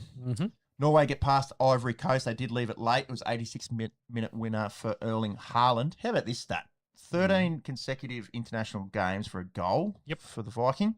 He's got 25 goals in that run. He's averaging two goals a game. And Norway are flying. And we'll have a look at the round of 16 matchup in just a second because, they're good. They're good. Unfortunate for Ivory Coast. Again, another African team that belonged there in that round of 32 that couldn't get through to the 16. France, they're $2.75, I think, to win the whole thing now. 3-0 against Sweden. They could have had 5 or 6 in this one. Mbappe went to 18 in this one. I think he scored a pen this morning, so he's 19 World Cup goals for for Kylian Mbappe. They're the odds-on favourite to win, and they just look incredible. Any thoughts on France? Good. I didn't want to jump ahead because if you look at the trajectory of where the bracket's going, it's looking likely Argentina versus France final. Yeah, so very much. and we'll see if that happens. But if you go back, like semi-finals is probably France versus Spain, Argentina versus Brazil, most likely. Yeah, Maybe. So we'll see. The other side, that Brazil Argentina side, Yeah. I think there's all kinds of shit that could happen. Yes. Because we'll talk about that in the. But I think 16. Argentina on that side is the dominant one, and France, is, of course, is the dominant Agreed. one. So that's the path that it looks like. So Agreed. Yep. I think making semi-finals, if not the final, is the goal for those two teams. They should be there. Yep. Mm. Mexico beat Ecuador 2-0. They haven't conceded through 4 games. Good Mexico. They'll face England at the Azteca. We'll preview that in just a second. England got past DRC. They can the Congolese players can have their heads held high after pushing them. It was an 11-minute masterclass from Harry Kane. There to get those 2 late goals. Belgium send Senegal packing. This was a heartbreaker, penalty, 120 minutes plus 5 there for Tielemans. This was a crazy game. Crazy. Yeah, just the Lukaku Tielemans goals, 86th minute, 89th minute. Like you're up 2-0 with 85 minutes, and then this happens, and all the shit that happened in the AFCON final as well. Like, what's Senegal done to piss off? Soccer gods, Oh yeah, sorry, the soccer gods. Sorry, don't shut us down. But again, another team that's really unlucky to not be in this 16. The Senegalese, they looked awesome. Belgium's still alive and run into the USA up next. Let's keep going. USA get through Bosnia, 2-0. Spain, two countries. Spain's worth talking about because I think they were lackluster in the group stage, and then this round of 32, they're like, okay, but this is when the tournament starts. We've done enough here. Let's rest up. Let's take it easy. This is what we can do. Scored 3 in Austria, could have scored more. Did you see this one? Portugal, Croatia. Did not. I've seen a lot of. Oh no, actually, I did. I did see VAR ruling late. Yeah, to deny the equalizer. Yeah, I did see Ronaldo's pen goal as well. Yep, getting on the ledger. So Croatia, pretty unlucky. Yeah, I think had some cause to be upset about going down in that one. Again, you look at some of the matchups in the round of 32, and then you look at this one. There's no reason why that can't be a quarterfinal matchup at the World Cup. Yeah. Switzerland get through Algeria 2-0. We've already spoken at length about Australia and Egypt. And then yesterday, geez, how good was this game? Argentina, Cabo Verde. Yeah. My goodness. The back and forth in that one, yeah. Before this game, I think I messaged in a group chat. I said, here comes a Messi hat-trick incoming. I thought they were just going to walk over him. He had plenty of good opportunities as well. Like he scored one, and there was at least 2 others that he was, saves by Vossi to get the job. Keep it, closer. But Have you seen Vitinha where he's at now for social media? Like another 10 mil or something? 17, I think he's at. I think he's over 20. He's at 20? Yeah. I followed him last night. A few follows. So he quickly check that one. I think he's hit 20. Yeah. I was watching a reel, must be from 2 days ago, and just watching all the athletes that he's going past. And Serena Williams was at 17, but it was crazy. It was like he'd gone past Tottenham Hotspur and England national team for followers. So just the viral nature of this World Cup for a 40-year-old Colt goalkeeper. He's actually pretty good as well. Yep. And then that Lopez Cabral goal, the equaliser. Absolute welding. Yeah. Rocket goal, top right. And then shirt off, goes into the stands. Yeah. Hugs the misso, goes to get a hot dog. What is going on there? That's worth a yellow card. Well, I suppose if you're going to get the card, may as well make the most of it. Yeah. The game was stopped for like 3 minutes. Go get this bloke out of the stands. Unfortunately, it was short-lived for him, and Argentina survived. But geez, that was from an entertainment perspective, that was maybe the game of the round. Yeah, it was. Well, that extra times was back and forward, so they just on either end just having goal for goal, having shots, goal for goal. Like it was excellent. Really putting Cape Verde on the map, aren't they? Yep. Yeah, definitely can have their heads held high after their performance throughout the World Cup. That's it. And some cult heroes coming out of it. And then that's where the 64 team actually works. Yeah, maybe. You get to see some of these teams. Well, it's a great story, right? Because when we look at the 48 team World Cup and at the start, and we see Curacao and Cape Verde and Uzbekistan and Jordan, and we're thinking, here's some that are making out the numbers. And for nearly all the other groups, that's how it played out. Yeah. And then for one to be, one of the stories of the World Cup and actually go, oh, look, we're a nation of 500,000 people. We've had to, put our team list together using LinkedIn, finding guys with Portuguese descent from, in Europe, for them to then go and push the defending champs, right up until the death. That's what the World Cup's all about, isn't it? That's it. Yep. And then there was just one up there, Colombia. Yeah, Colombia getting through Ghana. And Colombia looking pretty not too bad. They could certainly be quarter finalists. All right, round of 16. We've had 2 this morning. So Morocco looked very good against Canada. They were a little late with 2 of their goals, but they're through to the quarters. The dream run for the hosts comes to an end. They did have to play in Houston. They didn't get all of the home field advantage in this one. Yeah. And then France, about 2 hours ago, put Paraguay to the sword. Paraguay, they play the same. They always play the same, don't they? Yeah, they're not going to concede many, but they're not going to score many. Yes. Yep. And they play a lot like we do. So yeah, that's right. Mbappe pen. All right, let's preview these upcoming games, boys. Brazil, Norway. Fun. It's going to be tough for Brazil to get out of there. How about that start? Run into the Viking. Yeah. Brazil's never beaten Norway. They've only played each other 4 times. But 2 wins Norway, 2 draws, 0 wins for Brazil. This is danger matchup, I think, for Brazil. Yep. And how they stop Haaland and the attacking prowess of Norway. Yep. I suppose the counter to it is I could see Brazil scoring a couple as well here. So this could be an entertaining game tomorrow morning, that's for sure. And then talking about entertainment, the atmosphere at the Azteca tomorrow at altitude, Mexico taking on England. We're looking at it pre-show. What was it? 7 games in history Mexico's lost at home, 7 internationals out of 92. 92. And I'm fairly sure it's 2 losses in the last 40 years, I think is what I'm saying. At altitude. The scenes out of Mexico whenever they win a game is awesome. They haven't conceded. They probably haven't played on paper a team like England throughout the group stages, and Ecuador, handy on paper aren't England.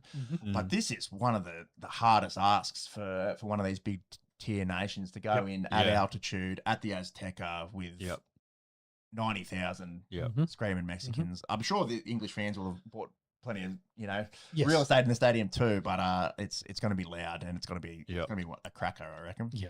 Definitely. But that's 2 big danger matchups, I think, for 2 of the powerhouse teams. And then we get an awesome matchup here, the Iberian battle between Portugal and Spain. The way Spain have showed against Austria, they look more like Spain. Yes. Yep. Portugal probably come to the tournament. Been a bit underwhelming, I think. Yes. With a midfield that's got Bruno and Vitinha, 2 of the better centre mids in the world.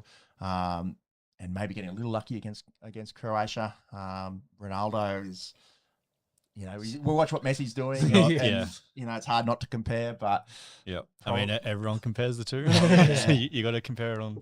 Yep. But awesome game nonetheless. Yeah. And then we run into USA and Belgium. USA at home.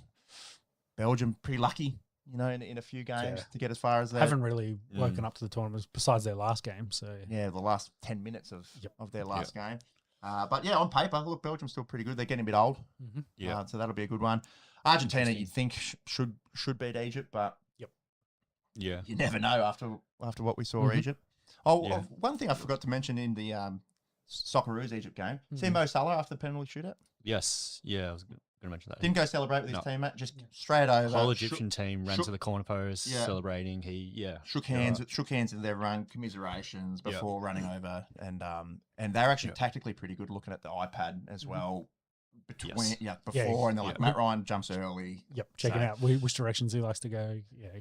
And you never know, but it's an awesome run for them if they were to get past Argentina. Definitely. And then Switzerland, Colombia, maybe on paper one of the weaker matchups in the round of 16. But Colombia have been actually both have been pretty good. So we'll see what happens. France, Morocco, the only quarterfinal that's set at the moment. On that side, who else have we got? Just scroll up a little bit. There. So that's So this will be the other side. Then there'll be that's their Spain. side. Spain and Portugal is on that side, aren't they? With the United States and Belgium. Yep. So it's that match 93, match 94. Yep. And then scrolling down the other side, I reckon anything can happen through here. Obviously, Argentina is the big name there, but we spoke about, England have a tough ask against Mexico. Brazil have a tough ask against Norway. I think there's a whole bunch of things that we could see, and you push anyone to penalties, anything can happen. Yep. We're on the same page. We all think that's probably France, Argentina, but you never know. It's still, we need some upsets to change our thinking in that space. You're liking it so far? Oh yeah, I think it's been a great tournament. Yeah, no, definitely. 48's grown on me a little bit, but I do like now that we're well, I think there was just a lot of is interested. Now we're getting into the nitty gritty, the pointy end. Yeah. So as now you're getting okay, now we're in the serious games. Yeah, and it's starting to show. It'll be interesting how fast this next couple of weeks go as well. Going through group stages, I was just game after game after game. Whereas now it's every single game matters. Yeah, you're gonna have maybe 1 or 2 games a day now. Yeah, it's two a day now still for the next few days, and then we're actually going to have some World Cup free days, which is going to feel weird at one point. Yeah, but yeah, you're right. I think saying you hit it on the head when you said every game matters now, whereas in a 48 team group stage probably not so much. But we're really at the pointy end, and probably France Argentina, but stranger things have happened. Yep. Let's go.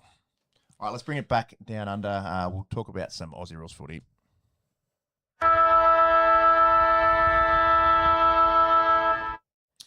Lions beat Geelong in Geelong Thursday night. You've got it in the notes there, Sean. The Lions, they're back. Is a three-peat on. What's your feelings there? Could they go 3 in a row? Well, they feel like they've righted the ship a little bit. Why can't they, I guess, is the question. So they've moved up to 4th. They've won 4 of their last 5 with a bye thrown in there. So, I think they're not quite separating themselves from, I guess, the pack, as we'd call it. But they're, that team, that list, they're not going to go away anytime soon. I agree 100%. I think why not Brisbane? Their midfield depth is insane. They've got one of the best young key forwards in the comp in Logan Morris. They've got a whole bunch of experience at the back. And it's a long AFL season, right? Yep. So a month ago, 5 weeks ago, maybe you'd think, they got a bit of work to do. They obviously have shown, they can steady the ship. And yes, Sydney and Freo are still the teams to beat, I think. But there's no reason why. They've got an easy run. Look at that. Yeah, so come on. Do you want to share that screen, mate? And look at this run, because we talk about where you finish on the ladder being important. This next month of footy for Brisbane could just be wins and percentage boosting, right? Essendon at home, West Coast away, Port at home. Oh, that's a big game there. August 1, Carlton and Melbourne, and Hawthorn as well away. Suns. There's a Q clash. Collingwood. So really the next 3 weeks, 3 weeks, you should really have, pretty handy wins. You would think. Port have troubled a few teams. But they could be looking at, 3rd, I guess, on the ladder in the space of a couple of weeks' time. Yep. Plus plenty of recent experience when it comes to September footy. So exactly. Yeah, why not? Why not? The team that is running second, the Swans, look fairly comfortable. Friday night, Pride game. We had a double header there. The Swans beating the Dogs 90-55. The Crows getting past the West Coast out west. I don't remember what I was watching. I was watching a bit of. I saw a bit of the Swans Dogs. I was watching a bit of the league too. Freo losing yesterday makes things a little bit more interesting at the top, because Sydney will be now within Kui of Freo. What are we? 4 points, still 5 percentage points behind. Massive win yesterday for the Giants. The Giants, their form, they're coming off a bye, 3 losses, and then they get the big dub over the top of the table. So here's the thing though, that yes, they haven't had the best month of footy, the Giants. But you look at some of the scalps that they've had this season. Yeah, well, that's the thing, though. That they seem to be playing to their competition a bit. So they beat the top teams and can't beat the bottom ones. So, 2 minutes ago, we were talking about why can't Brisbane win the comp. Yeah. Remember that quarter where they kicked 14 goals in the defending premiers? Like when their orange tsunami gets going, they get going. But obviously consistency. That's it. Yes, been a big issue. Bit of an issue for them, but massive win yesterday in the capital. I think Jake Stringer kicked 6. And shout out to young Riley Hamilton. He's a Canberra product. Ainsley Junior. We won't hold that against him, but he made his debut for the Orange Tsunami in his hometown yesterday, and in a win against the team that had gone 13 in a row. It does also mean with Freo losing that win streak. Do you know who's got the most wins in a row in the AFL now? Yes, I do know. No. Yeah. Blue bag. They got through by the skin of their teeth Against last the night. Tigers. Yeah. You talk about playing to your opposition. They did this against Essendon. They did it against Richmond, and actually, I felt fairly comfortable. They had a 3-goal lead, sort of around 3/4 time, and I was selfishly thinking, at about dinner time, I was like, hopefully Carlton are 10 goals ahead and I can go to bed because I've been up since 3:55 to watch the Socceroos. Could I go to bed? No, because they did their best to lose. And funnily enough, almost reminiscent of the round one matchup with some poor kicking from Tom Lynch, actually was one of the deciding factors in this one.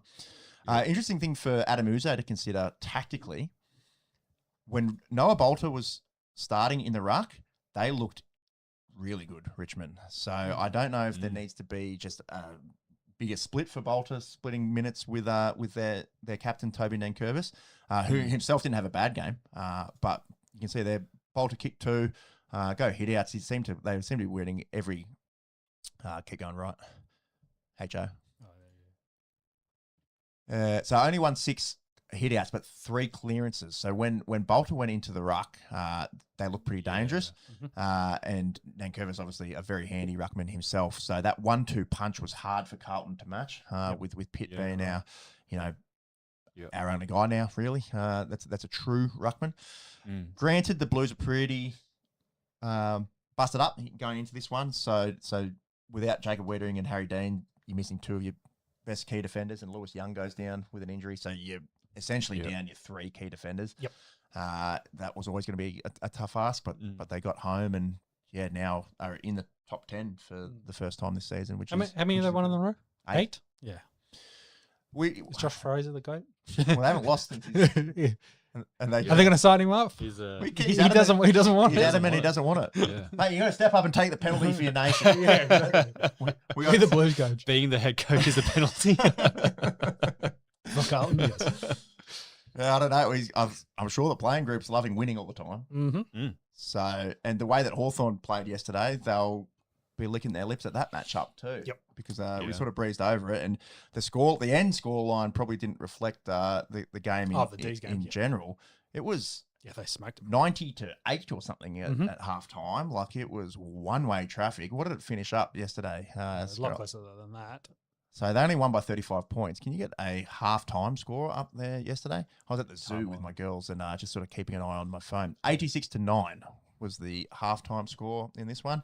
And then the D's put the crew in the rack. I would imagine, probably had some players on ice in the fourth quarter, and the Hawthorn Football Club able to make it look much more respectable. What they kicked 9 goals in the fourth term, so 9 versus 2 made it look a lot more respectable. But Carlton will be watching that, thinking, why not us? We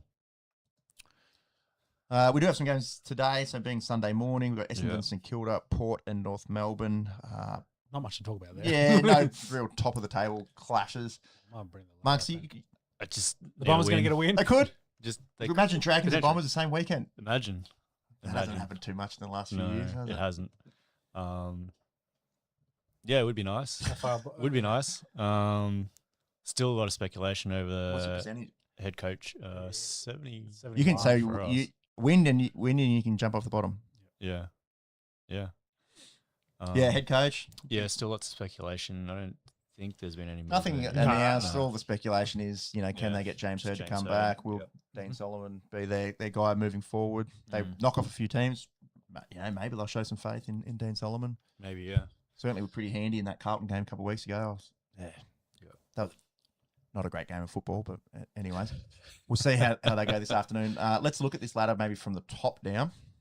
I was just looking at that. The Port Adelaide Melbourne game today might actually be slightly important for Port Adelaide because they kind of need it to stay in touch. Otherwise, they their do. season might be. And they've lost done. so many games by a kick or less. Like Yeah. they've just been arguably the most unlucky team in the AFL. Look at their percentage, 100.9, and they're 15th. Yeah. Equally massive for North as well. Like Yeah, that's Exactly, right. stay in In touch. that- So yeah. it's Touching more that of an top 10. important game than just completely blown over it. So Freo only 4 points clear now after losing to the Giants yesterday. Sydney in second, 52. Then still a big jump. They play each other next week too. Oh, nice. So yeah, potentially grand final rematch. Hawthorn, Brisbane, Adelaide, Melbourne makes the top 6 at the moment. Geelong slip down to 7th with their loss Thursday night. Dogs 8th. Collingwood. Oh, we didn't even talk about Collingwood Gold Coast last night. Yeah. So there was a bit of argy-bargy in this one, and there was some umpire What contact. about the biff? Yeah. that's all right. So Yeah, but do you think that was intentional, or do you think the Suns guy pushed He got Mana pushed into the ref? into- Yeah, it definitely looks like I that. don't think his intent was to make contact with the umpire No. at all. Yeah. But, going back to Toby Green a few years ago Yeah. when he Touching. it kind of looked like his intent was to touch the umpire Yeah. in that circumstance. I don't think he should have got 6 weeks. I don't know Yeah. what world we're living in where that's 6 weeks. They But threw the ball at him. Like, the we know AFL's that. pretty Yes. clear, like that umpire contact is a big no-no. Big. Yeah. So there might be several players looking at some missed time there. Braden Maynard, probably the number one candidate to miss a few weeks. Yep. But they did get the win, and they jump up into 9th position there, the Pies. Carlton 10. And if you just want to scroll down there for us, Monks or Sean, North Melbourne. Yeah, like you said, massive game this afternoon to stay in that play-in round sort of contention. GWS, Gold Coast, I don't know, just a slide. Look at that. Massive slide. 5 L's on the form over on the right. St Kilda, equally important. We're talking about it'd be great if Essendon to get a win, but St Kilda need a win to stay in touch. Port, and then I think it's line through West Coast, Richmond, Essendon.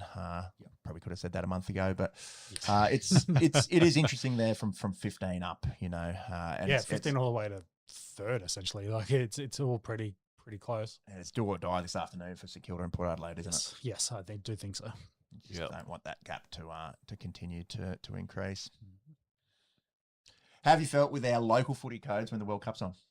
It's taken a back seat. Doesn't it? Doesn't it just? Definitely has taken a back seat. A little bit. I was still pretty up and about the Dragons last night. Yeah. I think at least like the World Cup's on in the morning and our codes are on in the afternoon. Yeah, true. Night. True. Long days, big But shifts long on days, yeah. the TV. I did have a bit of a kip yesterday afternoon. Recharge. All right, let's go back over to the US and talk about the NBA trade period. Curry sets, fires, puts it up, bang! Well, the biggest name in the NBA over the last 20 years is LeBron James.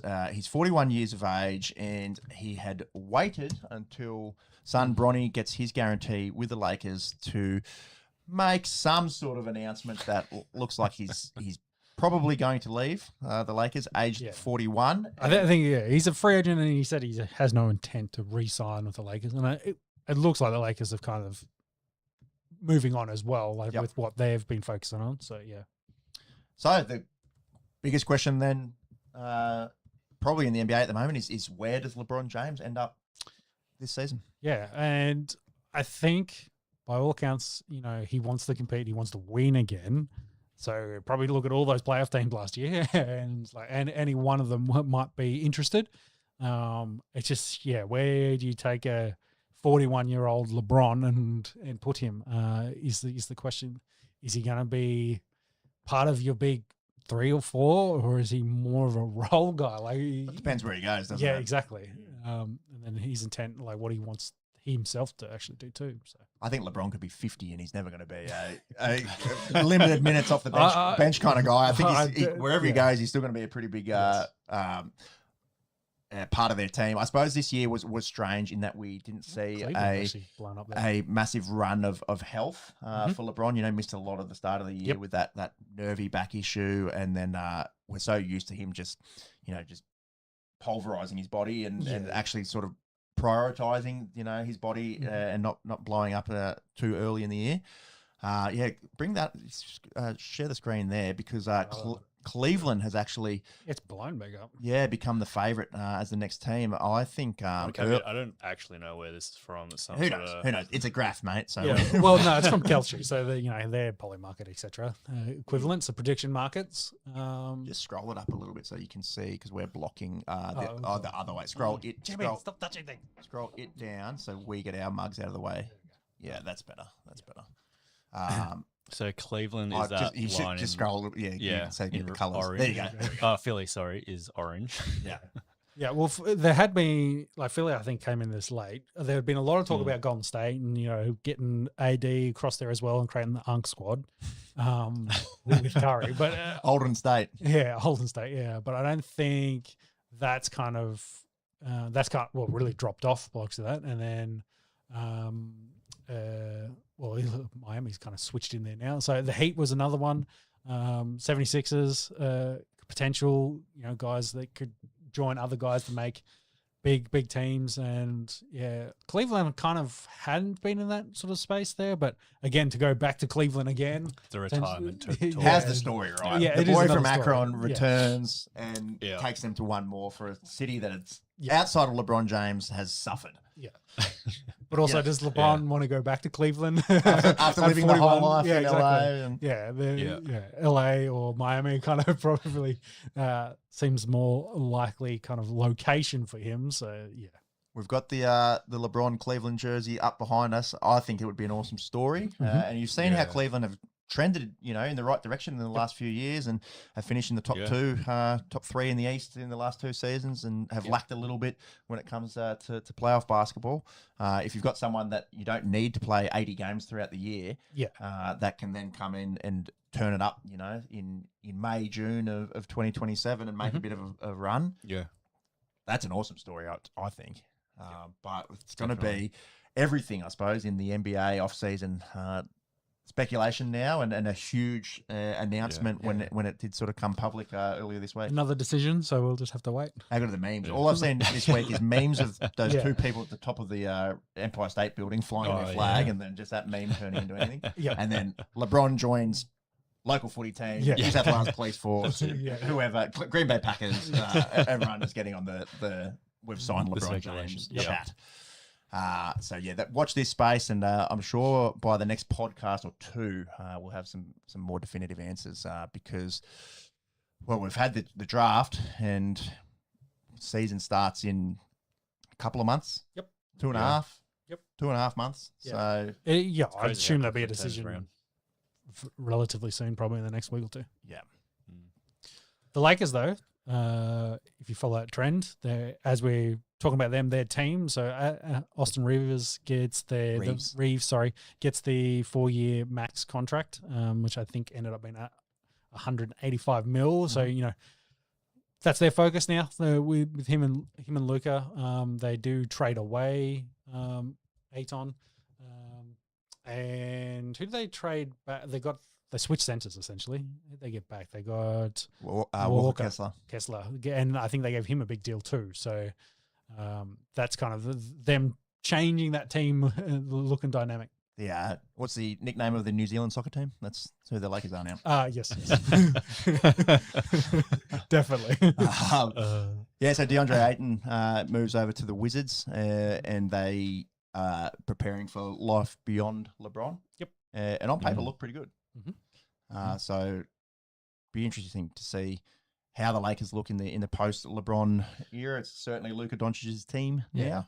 I just wonder getting his bank. Exactly. I wonder if they just need a third, like who that ends up being is with those 2 to kind of round out that roster.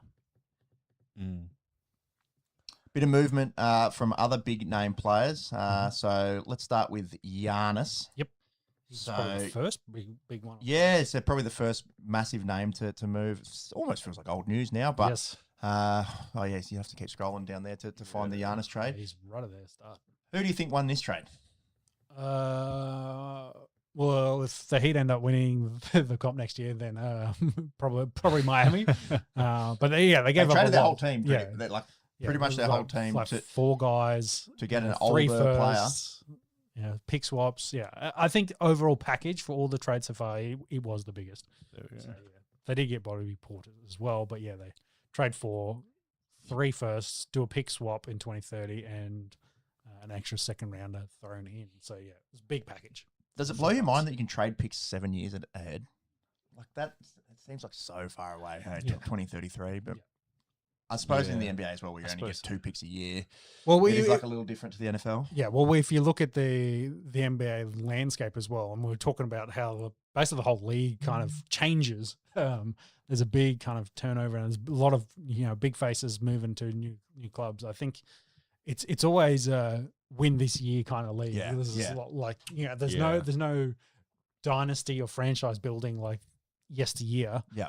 Well, we spoke about it last pod as well. Like the age of the dynasty has actually kind of been over the last 8 or 9 years in the NBA, and every team is in win now exactly mentality, aren't they? Yeah, get a good coach, try to put it together, big 3 or big 4, and then make a run. And if it doesn't work, reset, do it again next year. So, And Giannis probably not quite where he was at. Where in 1920 when he's back-to-back MVP. It is interesting as well. I saw he's the last guy left from their championship team on the roster as well. So you lose all that supporting cast over the last couple of years and end up having to do it all yourself and have some injuries. And then he was out the door mid-season, wasn't he? There was exactly. Speculation that he was pretty much gone, and we had to wait through to the off-season for it to actually eventuate. He's not super old though. He's 31. He's plenty in my head, it kind of had 32, 33, I think, because he was so good, so young. You look at guys that are, playing well into their late 30s, 40 now. So there's no reason why, that they can't be looking 4 or 5 years ahead. But it certainly feels like a win now moved, doesn't it? Yep. For the Heat. Put them with Bam and see how they go. Yeah, Toronto, they look like old Toronto with Kawhi Leonard comes back. going back there. Kyle Lowry He's gonna retire with them. Not going to be a massive part of their future, but ends back up there. I think it's. I'm not even sure he's going to play. I think it was just a sign and retire type deal. Yeah, just so you can. Yep, he's 40. Yeah, he's 40. So so he finishes up. What else? Jaylen Brown, probably another massive trade. Let's just wait 1 second before. Yeah, I wanted to see exactly what they traded. Oh, for Kawhi. Yeah, this is traded maybe even a bigger give up than what the Heat gave to get Giannis. Clippers get Brandon Ingram, Grady Dick, who sure aren't Kawhi, but aren't bad players. 2 first-round picks, 2 second-round picks, and a pick swap. Yep. That is huge to give up for Kawhi Leonard. And yes, he has brought the city of Toronto and Canada as a whole their only championship in the NBA, but he's 35. This one... Well, it hasn't done much since going to the Clippers either. So he's been in and out. Injuries have been a big part. Yeah, so in terms of value, you'd almost say the Clippers have gotten a whole lot out of this. Yep. And you see what a 35-year-old Kawhi can do for Toronto. At his peak, like Spurs and Raptors, Kawhi was a problem. Think about those NBA finals when he was young at the Spurs, and then obviously probably the most important piece in their championship. It just seems like a lot to give up for a 35-year-old player, doesn't it? Yeah. I want to use that transition because the Jaylen Brown trade of guys traded, only dude to get some MVP votes last year. So came sixth in the MVP votes. Yeah, and maybe not as big a packages, but still enough. Yeah, Paul George gets thrown in there, but 2 firsts and 2 seconds for him to go over to join the 76ers. In terms of head scratches, this was probably the biggest one, I feel like. It's kind of a different setting, it's because they just paid... Raptors and the Heat, right? Because the Celtics are already, You know, you play the whole season without Jason Tatum, and you still they finished third in the East. Yep. Like you're still good, and you didn't have your best player. Yep. Like, why get rid of a 29-year-old elite guy? I wonder if it's salary cap stuff because they did, pay over $1 billion to all of them recently. So whether it's just like, hey, we got to move someone, and sorry, Jalen, it's you. So that would be my only reasoning. Otherwise, there's. Maybe there's something else behind closed doors over there. You never know about locker room presence, exactly, shit like that. But I think you've got it there. Maybe it has to do with the finances more so than who he is as a player and his age. Because this one probably seemed like the least value in terms of what you could get for a guy that was arguably the sixth best player in the NBA this year. Still young. And for an old podcast P and a couple of first-round picks. Seems like a lot to give up for Jaylen Brown. Let us know, Celtics fans. There's a lot of Celtics fans down under. What you think about that. Fair few people in the comments, just fell to my knees in Bunnings, Aussie fans of the Celtics regarding that trade. Jeez, it's been a big week in NBA trades, hasn't it? Definitely, yeah. Well, I guess it's Tatum's team now, so he has come back, but coming back, get a full season under his belt, and see how he goes. Ja Morant gets traded, and this when we talk about locker room and the Grizz just I think have given up. So there's just go to Portland and talent is there. Obviously, definitely. Need to manage personality and brain explosions. I think it's a shame because not that long ago, Ja Morant was a top 10 player in the NBA. I want super young. An age on him. Born 99, so he's only 26. Yeah, got heaps of time, man. There's no reason why with a little bit sort of more discipline and mentoring that he can't still be. The Grizz were bad this year. Yeah. So, and he played most of the year. So I think it's a reset. It's a different sort of dynamic than all these other big trades that we've just spoken about, where it's bad team to bad team. Yep. That it's not like some of these big guys, moving on big talent. It's look, this experiment just hasn't worked over the last 2 seasons, and good luck in Portland. And Portland in the post-Dame era have struggled a lot. Yep. So I really hope for his career that he's able to turn things around. You say nothing, Jeremy Grant, Chris Murray, they're still Jeremy Grant maybe getting on a little bit, but in terms of what you expect to get for a player of Morant's caliber. Yes. If you're looking purely talent-wise, it's like, that's not compared to what everyone else got. Yeah. What else has happened? LaMelo Ball. Yeah. The T-Wolves. T-Wolves joined Anthony Towns there. So that's a pretty interesting pairing. I think that's, a good-ish spot for him. And we'll see how that helps improve. Josh Green actually thrown in there now. Look at that. Bad, the Aussie. So that guard pairing of Ant-Man and LaMelo, that's off the good. top of your head, name a pretty good. Name a better backcourt than that. This was interesting because he's been the face of the Hornets really since he came into the league, and we talk about youth, 24. Yep. So and Ant Edwards not much older than that either. No. So young backcourt. Yeah, T-Wolves trying to stay relevant in a very competitive West. That's a good get for them. What do the Hornets give up? Naz Reid, 3 swaps, and the 2033 first round. 30 seconds thrown in there. So Geez, big week in the NBA for trades. Oh, by the way, there's the NBA draft. There's the NBA draft. This one seemed like a lower intrigue. Yeah, it came out of nowhere. Draft, I think, compared to years gone by. Obviously, when maybe it's because the Knicks just such a big kind of moment, and then it was like 2 weeks later we had a draft. The news cycle maybe hadn't had a chance to recover in the NBA space. And I suppose we're still waiting for sort of Zachary Rissacher to sort of find his form. But when Wemby got drafted, it was the biggest thing since sliced bread, wasn't it? Yes. You have this generational guy, and AJ DiBansa probably hasn't had the same, media hype going into it. I think the fact that there was a World Cup on as well in terms of Aussie sports fans, maybe it flew under the radar slightly. You'd have to be a bit more of an NBA diehard. Yeah, he goes to the Wizards. Darren Peterson goes second to the Jazz. Cameron Boozer goes third to the Memphis Grizzlies. Caleb Wilson goes 4th to the Chicago Bulls, and Keaton Wagler rounds out the top 5 to the Clippers. Can you scroll down? Do we have any Aussies go in round 1 or round 2? Probably a little bit less international than years gone by. A couple of Germans, a Spanish player, Mexican, few Spanish players. Keep going. Lots of. We're in a second now, so. Look, Spain and Germany might be problems in FIBA basketball moving forward.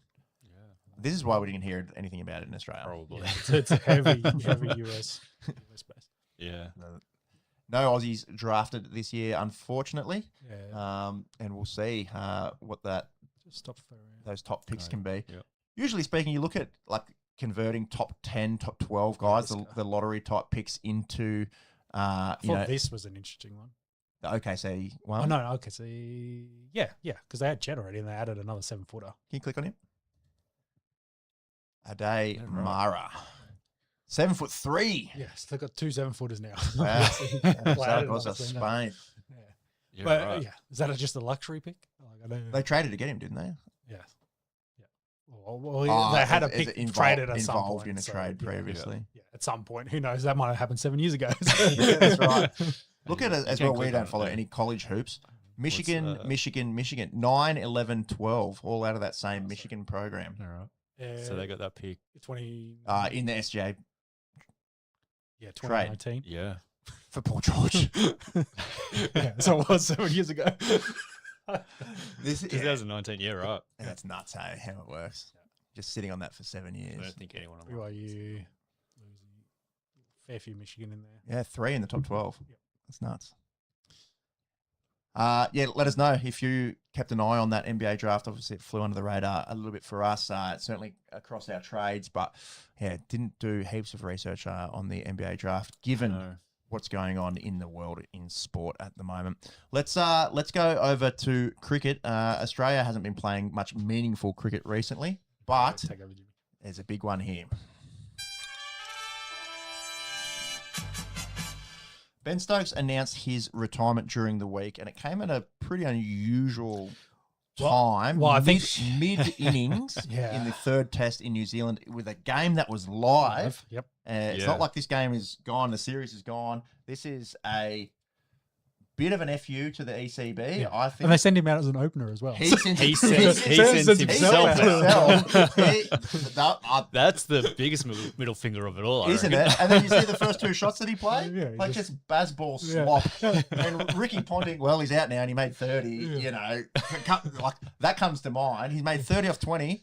They've got 300 odd to like it's winnable. They lose, Yeah.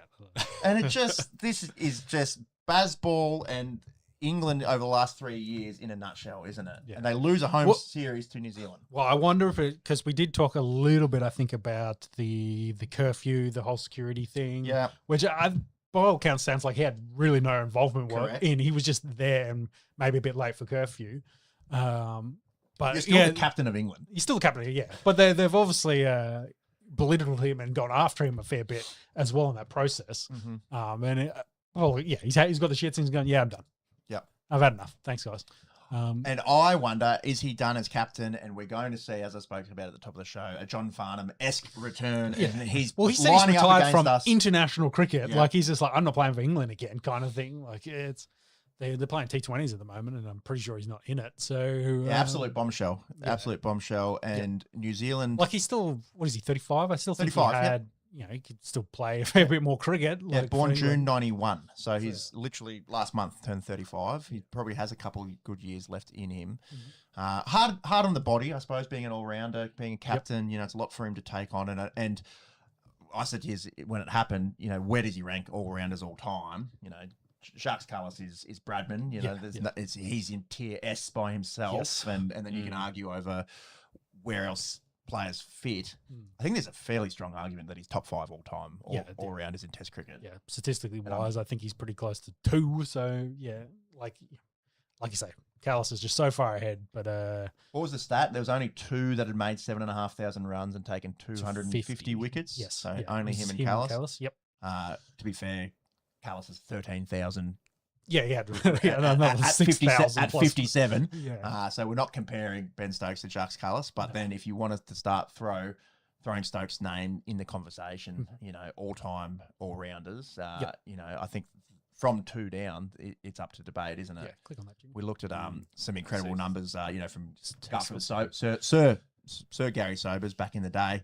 And then guys that are a bit more sort of bowling all-rounders, there's you got your Wazir Makrams and that third one, Jimmy. And guys that didn't have the Stokes ability with the bat, but had 400 odd Test wickets. Kapil Dev probably falls into that category as well. Bring that up, Monk. Oh, if you've got it on the screen share. I got it. Ian Beathy, both them as well. When you think of all rounders, particularly for England, he's got to be up there. Shakib Al got more Hasan, wickets, of course. yeah, got to be in the conversation.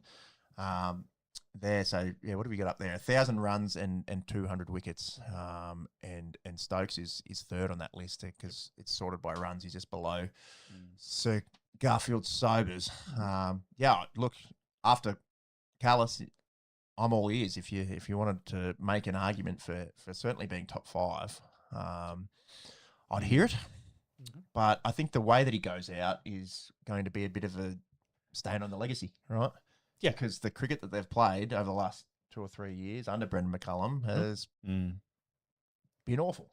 Yeah, well, I think there's been a lot of talk about his trajectory on his career now with this retirement of did Bazball stuff him essentially? I think for where he was kind of progressing to. So yeah, you think back to Headingley, Ben Stokes, 2019. ODI World Cup champion Ben Stokes, and where he was, 6-7 years ago. Aussies are haunted by Ben Stokes at Headingley, batting with the tail and winning a Test match from nowhere. And I guess actually no, the batting averages stayed pretty consistent. Well, I would say there's 2019. Look at that patch there. Look at that patch there between 20. Whereas this is less blue. Well, there's a bit of red in there, but yeah, I think that's the good patch. When does Bazball start? Somewhere in here. Yeah, so maybe 200s under Brendan McCullum. And still, plenty of red on that graph there in terms of making 50s. You're probably looking at these ones where there's potential for runs there. Yeah. And just nothing's come up, not even a 30. And look at the last 6 months as well there. Good. The thing that is strange for an all-rounder as he gets older, his bowling actually got better. We've got the batting graph up there, but his bowling, and even in the Ashes just gone, probably their best bowler when they came down here. Well, yeah, I think that's the thing. He had to, as captain, he also had to step up and be their best bowler, so they could be in some of these games. We finished 252 Test wickets at an average of tick under 31 and a best of 6 for 22, which I think is against us. Kind of unusual. It's coming down. Yeah, in terms of trajectory, right? For his averages to continue to come down. And, a fair few 5-wicket hauls towards the end of his career there. It's very low. As a mid-30s bowler. Yep. His bowling numbers are comparable to Brett Lee's. Mm-hmm. So, if we want to, as Aussies, actually give the bloke some credit for what he's achieved in his Test career, incredible. Is that kind of a tale of two careers? Early on in his career is just great with the bat, and then second half career is just focus more on the ball, and almost the opposite of what we tend to see with fast bowling all rounders. Look. Big part of them winning an ODI World Cup. Big part of them drawing an Ashes. We would have won that Ashes. Yes, we retained. Yep. Yes, he didn't win an Ashes. I suppose will be a legacy thing. Yes, I think Bazball stifled not just him but England in terms of their approach to the game. And yes, it was a bit of fun to watch, but in terms of winning against meaningful opposition, no, they haven't really been able to do it under Brendan McCullum. No. Well, they lost that series to New Zealand. And credit to New Zealand and some of them. They were down. They won the first game, England, and then lost the following two. The Kiwis had that big first innings where they had put 300 on them. Yep. Bring that up, that third test, because that was an interesting test match in that was an opening partnership of 320. Yeah, 317. And I think is what they got to. You're going to have to search for it because it's a past one. Oh, you can look at me questioning you. I'm getting there. So Latham 151, Conway 157. So they make 317, was it? for the and then they're all out 437, so they lose 10 for 120. Who got the wickets there? It was shared for him, wasn't it? 2, 3, 4. Four for Stokes. Let's just scroll down. Rick got 1, Archie got 2. This is what we're talking about, right? 21 overs, 4 for 70, bowling third change. Like his bowling is as good as it's ever been. Yep. Emilio Gay, poor fella, he made the duck in the first half. In the first innings, covered too many sports. Duck in that first innings, and then he's the guy that gets tapped on the shoulder to lose his opening spot. Who made that? Was it Duckett and Bethel that made runs at the top? Yep. Yeah. Harry Brook chipped in with 58. 15 there for Stokesy, and then that's still a pretty good England 11 on paper, isn't it? Like you look at some of the experience there. You know, Duckett, Root, Brook. Jamie Smith's played a fair bit of cricket now. Stokes, obviously, you know, their bowling is formidable. Yep. I mean, they still made, 354. Kiwis didn't. What did they back it up with? Another ton for Mitchell. Didn't start great, but Ravindra and Mitchell, and then they're playing for the win. Yeah. And then seen Duckett and Stokes out there. And what did they finish with? 200? 212. I just don't get it. You're playing dumb shots. You make 30 off 20. In your final test. You look at some of the strike rates in a test match. What are we doing, right? Yes, I agree. This, and as an Aussie, it's kind of fun to sort of point and laugh. It's good for us coming in. But this has to be the nail in the coffin for baseball, doesn't it? Like, how do you feel? He's still the coach. How do you feel as an English cricket fan and you have a winnable test match and that's the way they play? Like, I don't know. Maybe we're two old men shakes fist at cloud maybe kind of operators, but is it the end of baseball and is it the end of the spirit of cricket? Spirit of cricket dead. when Alex Carey did what he did against Johnny Versto, that's when the spirit of cricket died, mate. That's it. I think it's the anniversary of that as well. Yes, popping up on the socials again. Yeah, let us know if you're an England cricket fan. If you're a New Zealand cricket fan, obviously, moving into the post Kane Williamson era, some promising signs, and maybe we're to give a bit more credit to the Black Caps in winning that series and not just England losing it. Yeah, big game tonight for the Aussie girls. They play against England in the T20 women's cricket final, which will be at a pretty ordinary viewing time, I'd imagine, for us. It's the middle of the night. I think is it Amazon that's got the girls cricket? I'm pretty sure. 12:30 start. If you're an early riser like myself, maybe catching the end of that might be the play. If you're a night owl like yourself, Sean, you might see the start. So they British GPs at midnight. Yeah, so you might be up late anyway tonight. Jeez, you could seriously be operating on 4 hours sleep a night at the moment with the World Cup. Yes. Stuff that's going on. Wimbledon's on in the middle of the night. Yes. Yeah. It's always hard in the Aussie winter, isn't it? With lots of Northern Hemisphere stuff going on. And a bit of a redemption for the Aussie girls after not making the final 2 years ago. They're pretty used to winning lots. So we'll see. But it's hard as well going against the host nation in their backyard. So we'll see how they go and wishing them all the best. They've been pretty handy, the Southern Stars, through this World Cup campaign. All right, let's move into the final round. We'll do a big UFC 329 preview.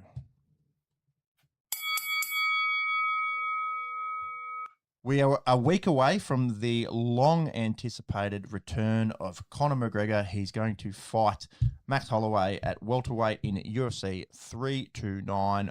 Boys, how do we feel about this? It's been a long, long time for one of the biggest names in mixed martial arts. Yeah, well, I think it was 2021. It's been 5 years since Conor's last fight. He is now 37. And he's going to take on Max Holloway, who's currently ranked 4th in the lightweight division. This fight will be at welterweight. Holloway, of course, coming off his loss to Oliveira for the BMF title at lightweight. Did, of course, win that title against Justin Gaethje not that long before that. So pretty interesting sort of run there. Conor McGregor, of course, coming off his 2 losses to Dustin Poirier.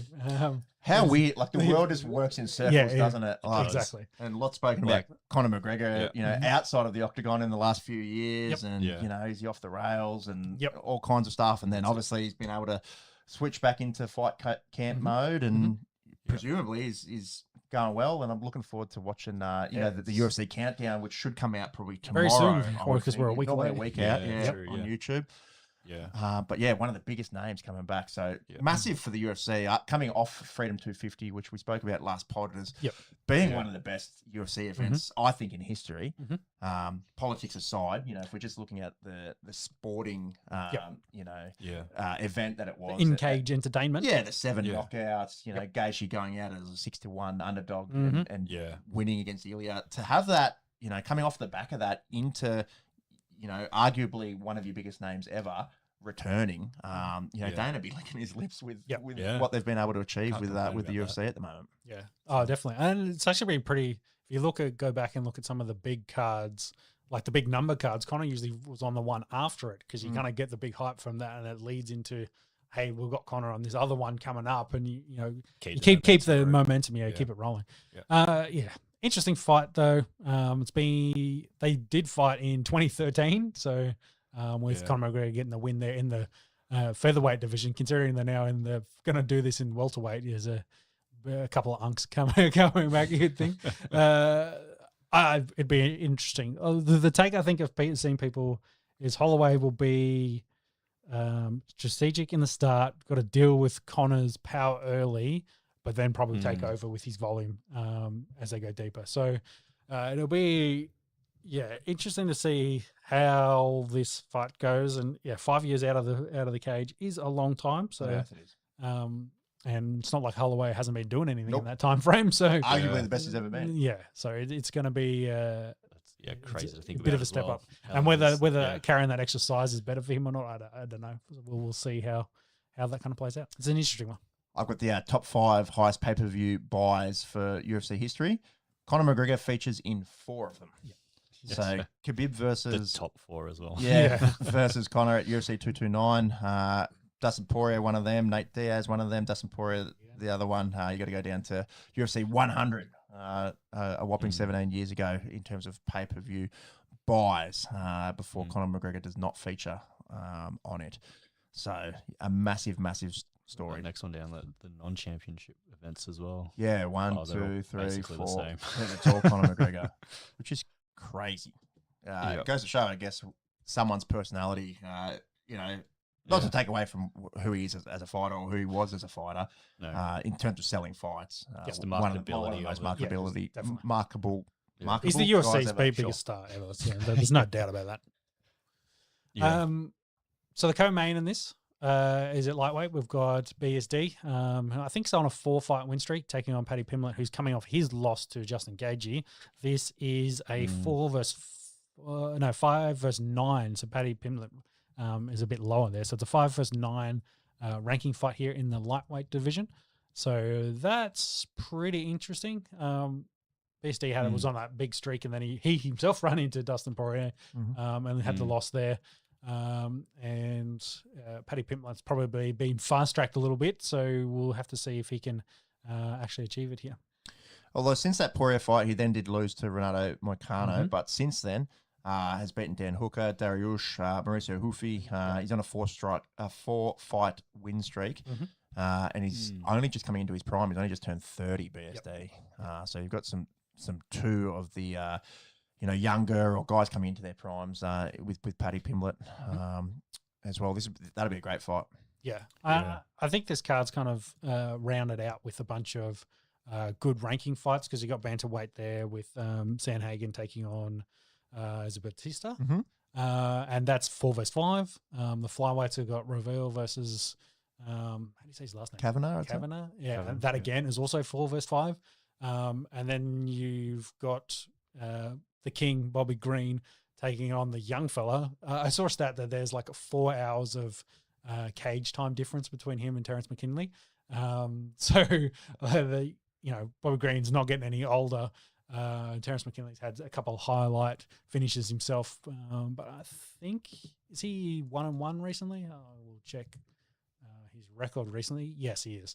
Yeah, so he's had a couple of losses there, a couple wins. Of course, got some highlight finishes in that as well himself. So I think that's a fun fight. What I was kind of interested in was the back end of this card in the undercard. We've got Robert Whittaker there, our boy, coming out in the light heavyweight division. So that's his debut at 205.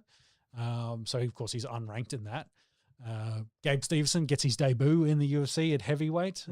Highly touted, Gabe Stevenson. Yeah. Yeah. See if he'll wrestle and dominate this one and, start pushing his name into that conversation for ranking and heavyweight there. And then, fun fight. Kobe Garber is still there. Yeah, some big names in this card. So, it's a bit of a fun, interesting fight card overall filled out there. So, a lot to be interested in.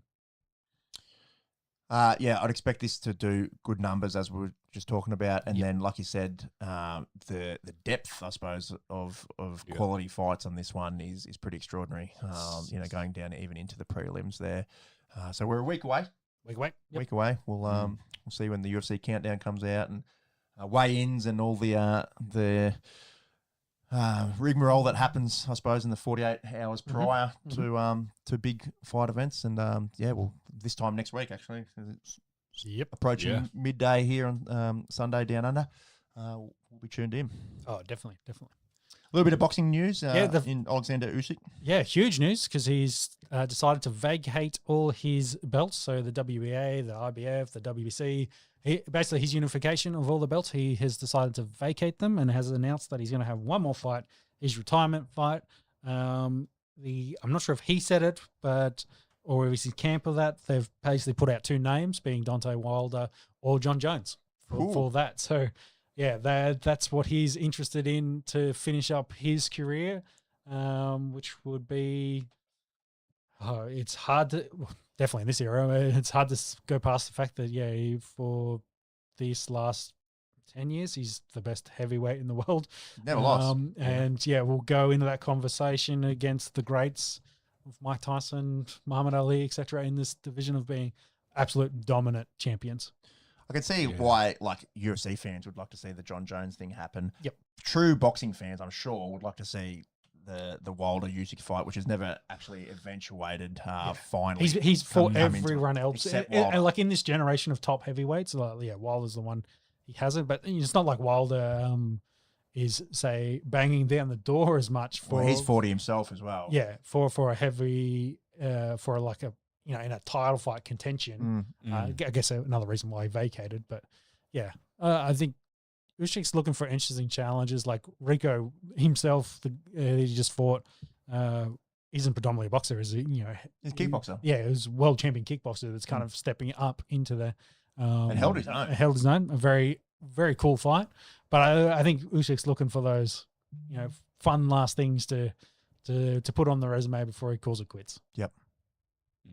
Yeah, whatever happens, I'm sure it'll garner a lot of intrigue. But I'm sure, boxing diehards, which admittedly probably all three of us aren't, would love to see Wilder and Usyk. And the conversation around heavyweight goats, his resume is impeccable, isn't it? Yeah. Beat everyone of this generation. Quite handily knocked out a bunch of them too. So he's a very, very dominant heavyweight champion. All right, let's wrap things up. We've got a little bit of F1 and some golf and tennis to get through. Bastian Vettel. Take us away, Sean. We've got the British GP tonight and looking back at Austria. Yeah, Austria was a fun race. Ferrari kind of didn't really have the right strategy and were kind of outpaced in this. So Russell was strong. He was getting hunted down towards the end of that race by Max and Kimi, but held on. So he finished first with Max and Kimi rounding out the podium. Our boy Oscar was fourth, and Hamilton did finish fifth in that. They had the sprint race yesterday at the GP. Hamilton was on pole. He did get taken over about the 8th or 9th lap there by Kimi, and they held their position. So they finished one by Kimi, and he finished second. So some good points there for both of them as they compete in this driver championship. Our boy Oscar was 7th in that. That race is tonight. Kimmy is on pole. Jimmy, can you get me what's the rest of it looking like? Because I think, it's followed by the Ferraris, Leclerc and Hamilton, 2nd, 3rd, with Russell in 4th.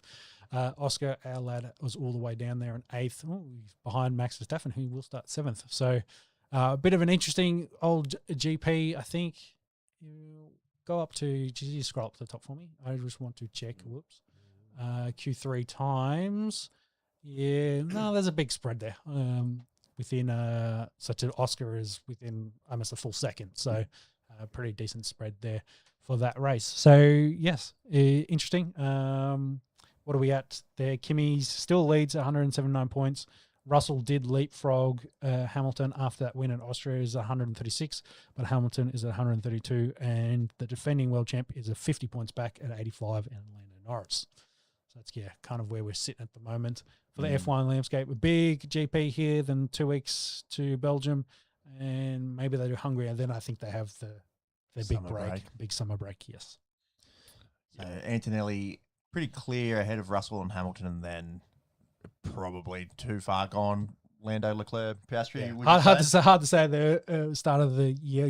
They might need to do some Max Verstappens and win every race. For He's in down in 7th. I wouldn't put it past him. Exactly. But at the moment it looks like Kimi Antonelli is the favourite, and Russell and Hamilton are the ones competing the most at the moment to close the gap. Finish in the motorsport space for my usual SVG check-in. Couldn't get him a shout of beer. He didn't end up winning that race at, how do you say it? Coronado at the Air Force base or Navy base. He was very competitive, but he got crashed out. He got crashed into Bindy's car, so he couldn't end up winning that. They did race at Soma last week. He did win that race. Of course, another road course. So now he's 2nd all-time with Tony Stewart for road course wins with 8. And he's 1 behind Jeff Gordon, who had 9, who holds the record. But those guys had 50 to 60 road course races. He's had 16 and won 8 of them, so he's got a 50% win rate. So being still showing his domination there for Shane Vigison at NASCAR. They're at Chicagoland, wherever the fuck that is, tomorrow at the Speedway. Had a bit of torrential rain there the last couple of days, so we'll see if they actually can get that race underway. Danny Hamilton, I think, is on pole. I think Chicagoland is in the greater Chicago area. They call it Chicagoland, which is like, the Bears moving out of Illinois. But that's still, that portion is still Chicagoland, right? It's like the greater Chicago area. That Speedway is in Illinois. Yep. There you go. So that's the motorsports wrap for this week. Wimbledon's on.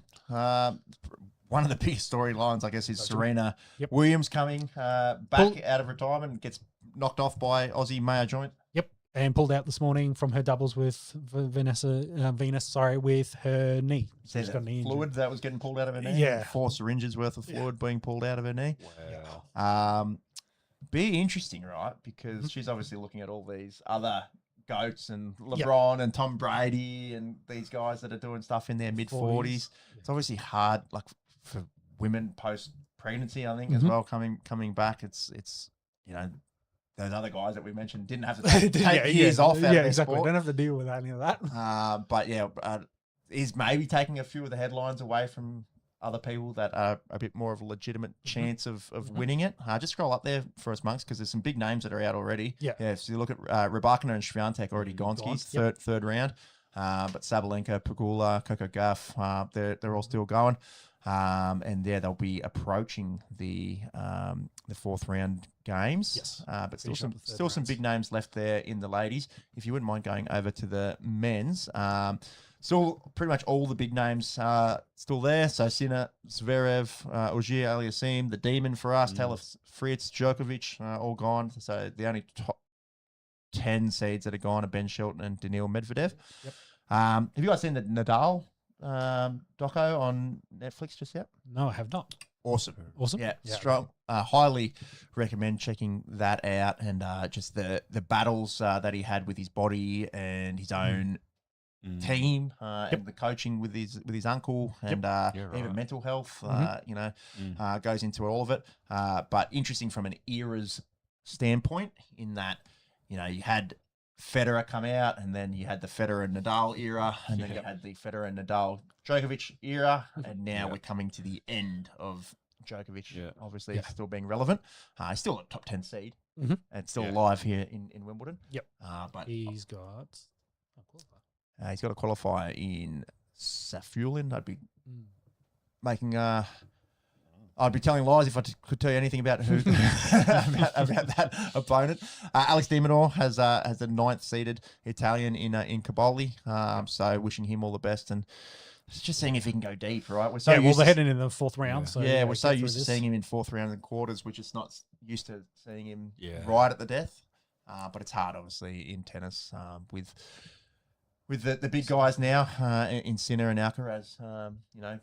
Not many guys winning that aren't named them. Zverev obviously getting the French this summer. He's winning. Is Alcaraz out with a knee or something? Yeah, I think if you scroll up, you notice he didn't start. No, he's not in the list. At all. I just don't know what the injury is. Just a quick Google on Carlos Alcaraz on the injury. But that does open the door, doesn't it? Sinner's licking his lips, but he will be. But so will the other guys. guys, right? That are chasing their. So remember he pulled out. Click this. See if this will tell me. Wrist injury. Wrist injury. Pretty important. Pulled out in of the tennis. muscle. All due to pain in his right. They're wrist. pretty prone to wrist injuries. I think Nick Kyrgios struggled with some wrist injuries throughout his career. Anything in your arms, I think, is pretty standard stuff for tennis. Yeah, tennis elbow, shoulders, etc. The most common thing in your elbow. Bit of physio chat, but is named after tennis players. Yeah. Actually, clinically see too many tennis players with tennis elbow, but just a side note there. But interesting in both the men's and the women's, and definitely for guys not named Yannick Sinner, they'll be really trying to seize the opportunity of an Alcaraz free tournament. And then golf. Last time we potted, Wyndham Clark was leading the US Open by about 6 strokes. He held on just one by one, didn't he? In the end, they came after him. That's for sure. So he won his second major, and there's a bit of talk about the PGA Tour sort of rejigging their format. You got the story there? Yeah, they're changing the format. I think it comes in 2028, but they've they're outlining that there'll be 23 to 24 events running approximately from February to August. All the majors will be in that period too. They're going to have consistent 120 player fields with a 36 hole cut, so the top 65 and ties, etc. They're going to have a 20 mil minimum purse. What's interesting? For every event? I'm not. I assume so. That's high because this is their with Live Golf essentially dying. This is their way to kind of get back in it. And then what they're going to do. What's interesting is with this 120 player fields. Could go out to 144 depending on the place, but they're going to do there's like a second tier professionals and there's regulation. So you could go up and down in the list. The championship. So exactly. So the best 120 players will play in the PGA, and depending on your results on that, you can bounce up and down. So I think they're trying to maybe take some of the learnings from Live Golf. Trying to create some excitement. A lot of the other US sports have created like series and playoffs and things like. We'll go just back to the NASCAR, for example. They've got a playoff now and added. Like, how can we the NBA in-season tournament? Exactly, exactly that. That they have all these in tournaments. Like, how to make interest more than just a single event. Like, how do we spread out like a season and have like who's the best guy at the end of the year kind of thing. So that's kind of where this also flows into it. So so I think, what are they saying? The top 30 will be reserved to the top 50. We've got over 200 members currently. First tournaments. I don't think I had an actual date, but they've kind of put out this, hey, we're going to do this new format. We're going to try and make it more competitive, more interesting, follow the guys that you want to back. See where they're kind of playing throughout the year. The money's going to be better. You'll be able to go up. If you're playing well, you'll be able to go up. If you're not playing so well, you'll get dropped out. And the best players will be playing all the time. It'd be interesting to see how it plays out because golf and tennis are comparable, right? In that so many casuals, will keep an eye on Wimbledon, right? Yeah, it's the big four, same That's right. sort of thing. When the US Open runs around, we'll keep an eye on it. But when the RBC Canadian Open is on the week before, right? There's very little public interest outside of golf diehards, right? And it's the Opens they get their interest. Of course, British Open upcoming. There'll be a whole bunch of intrigue, right? But prior to that, unless you are a golf tragic and golf is in your top 2 or 3 sports, which there's plenty of people out there, right? Yeah, 2028. But I suppose it's just trying to bring in more viewership from the more sort of casual fans. A little bit of a rejig on the structure, I suppose, is what they're aiming for. Yeah. They're the best version of the PGA Tour is what they're trying to create. So the 2 series, PGA Tour Championship and the PGA Challenger Series, it's where they'll do the promotion back and forward. So 2023 events, I covered that. Have all the majors. It will include the President's Cup, the Ryder Cup as well. Fill existing events.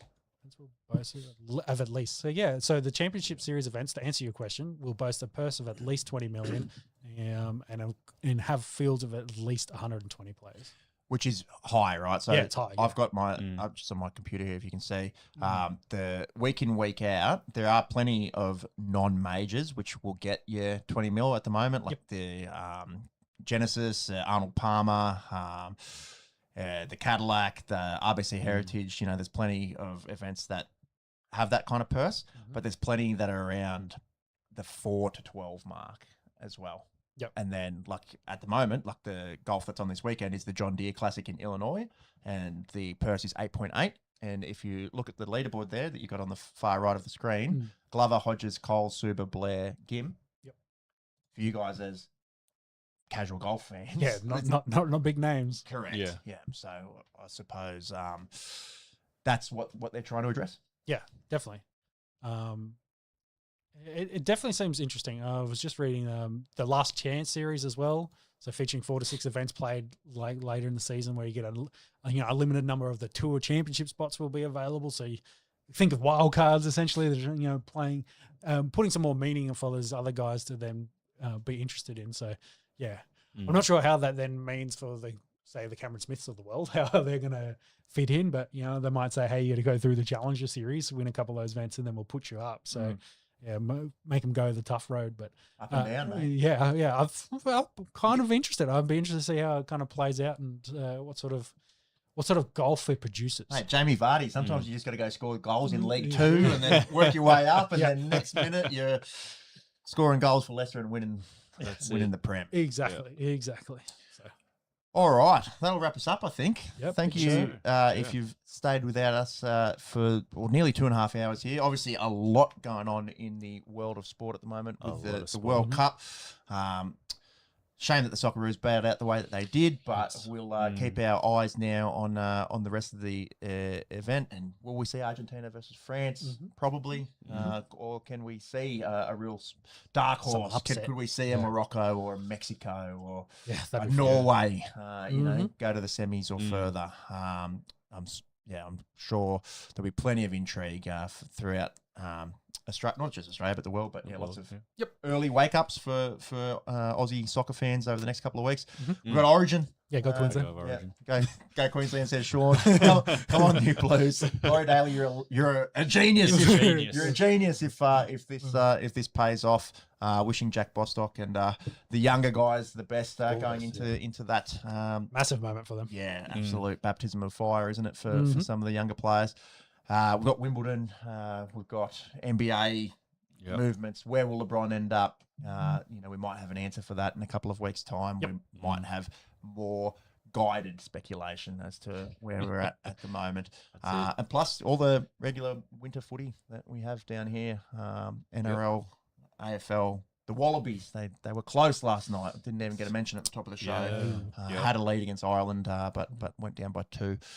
Always plenty going on in the world of sport. Definitely. This is On The Esky. We Aussie based, obviously, if you can't tell. We have a pretty keen eye for US and world sport. Hit that subscribe button if you found us here for the first time on YouTube. We also post the podcast to Apple Pods and Spotify. And we're generally about every 2 weeks. You're down the coast next weekend, aren't you, Shauno? School holidays. Shout out to all the mums and dads around Australia that got to entertain the kids for the next couple of weeks through the grim weather that we've been having, at least in the southeast of Australia at the moment. And enjoy your sporting viewing. It's a great sort of time at the moment in the world of sport. Sean, on my right, Monks on my left, I'm Peps. Thanks, boys. Well, I'll catch you in a couple of weeks' time. Weeks time. Bye. Bye.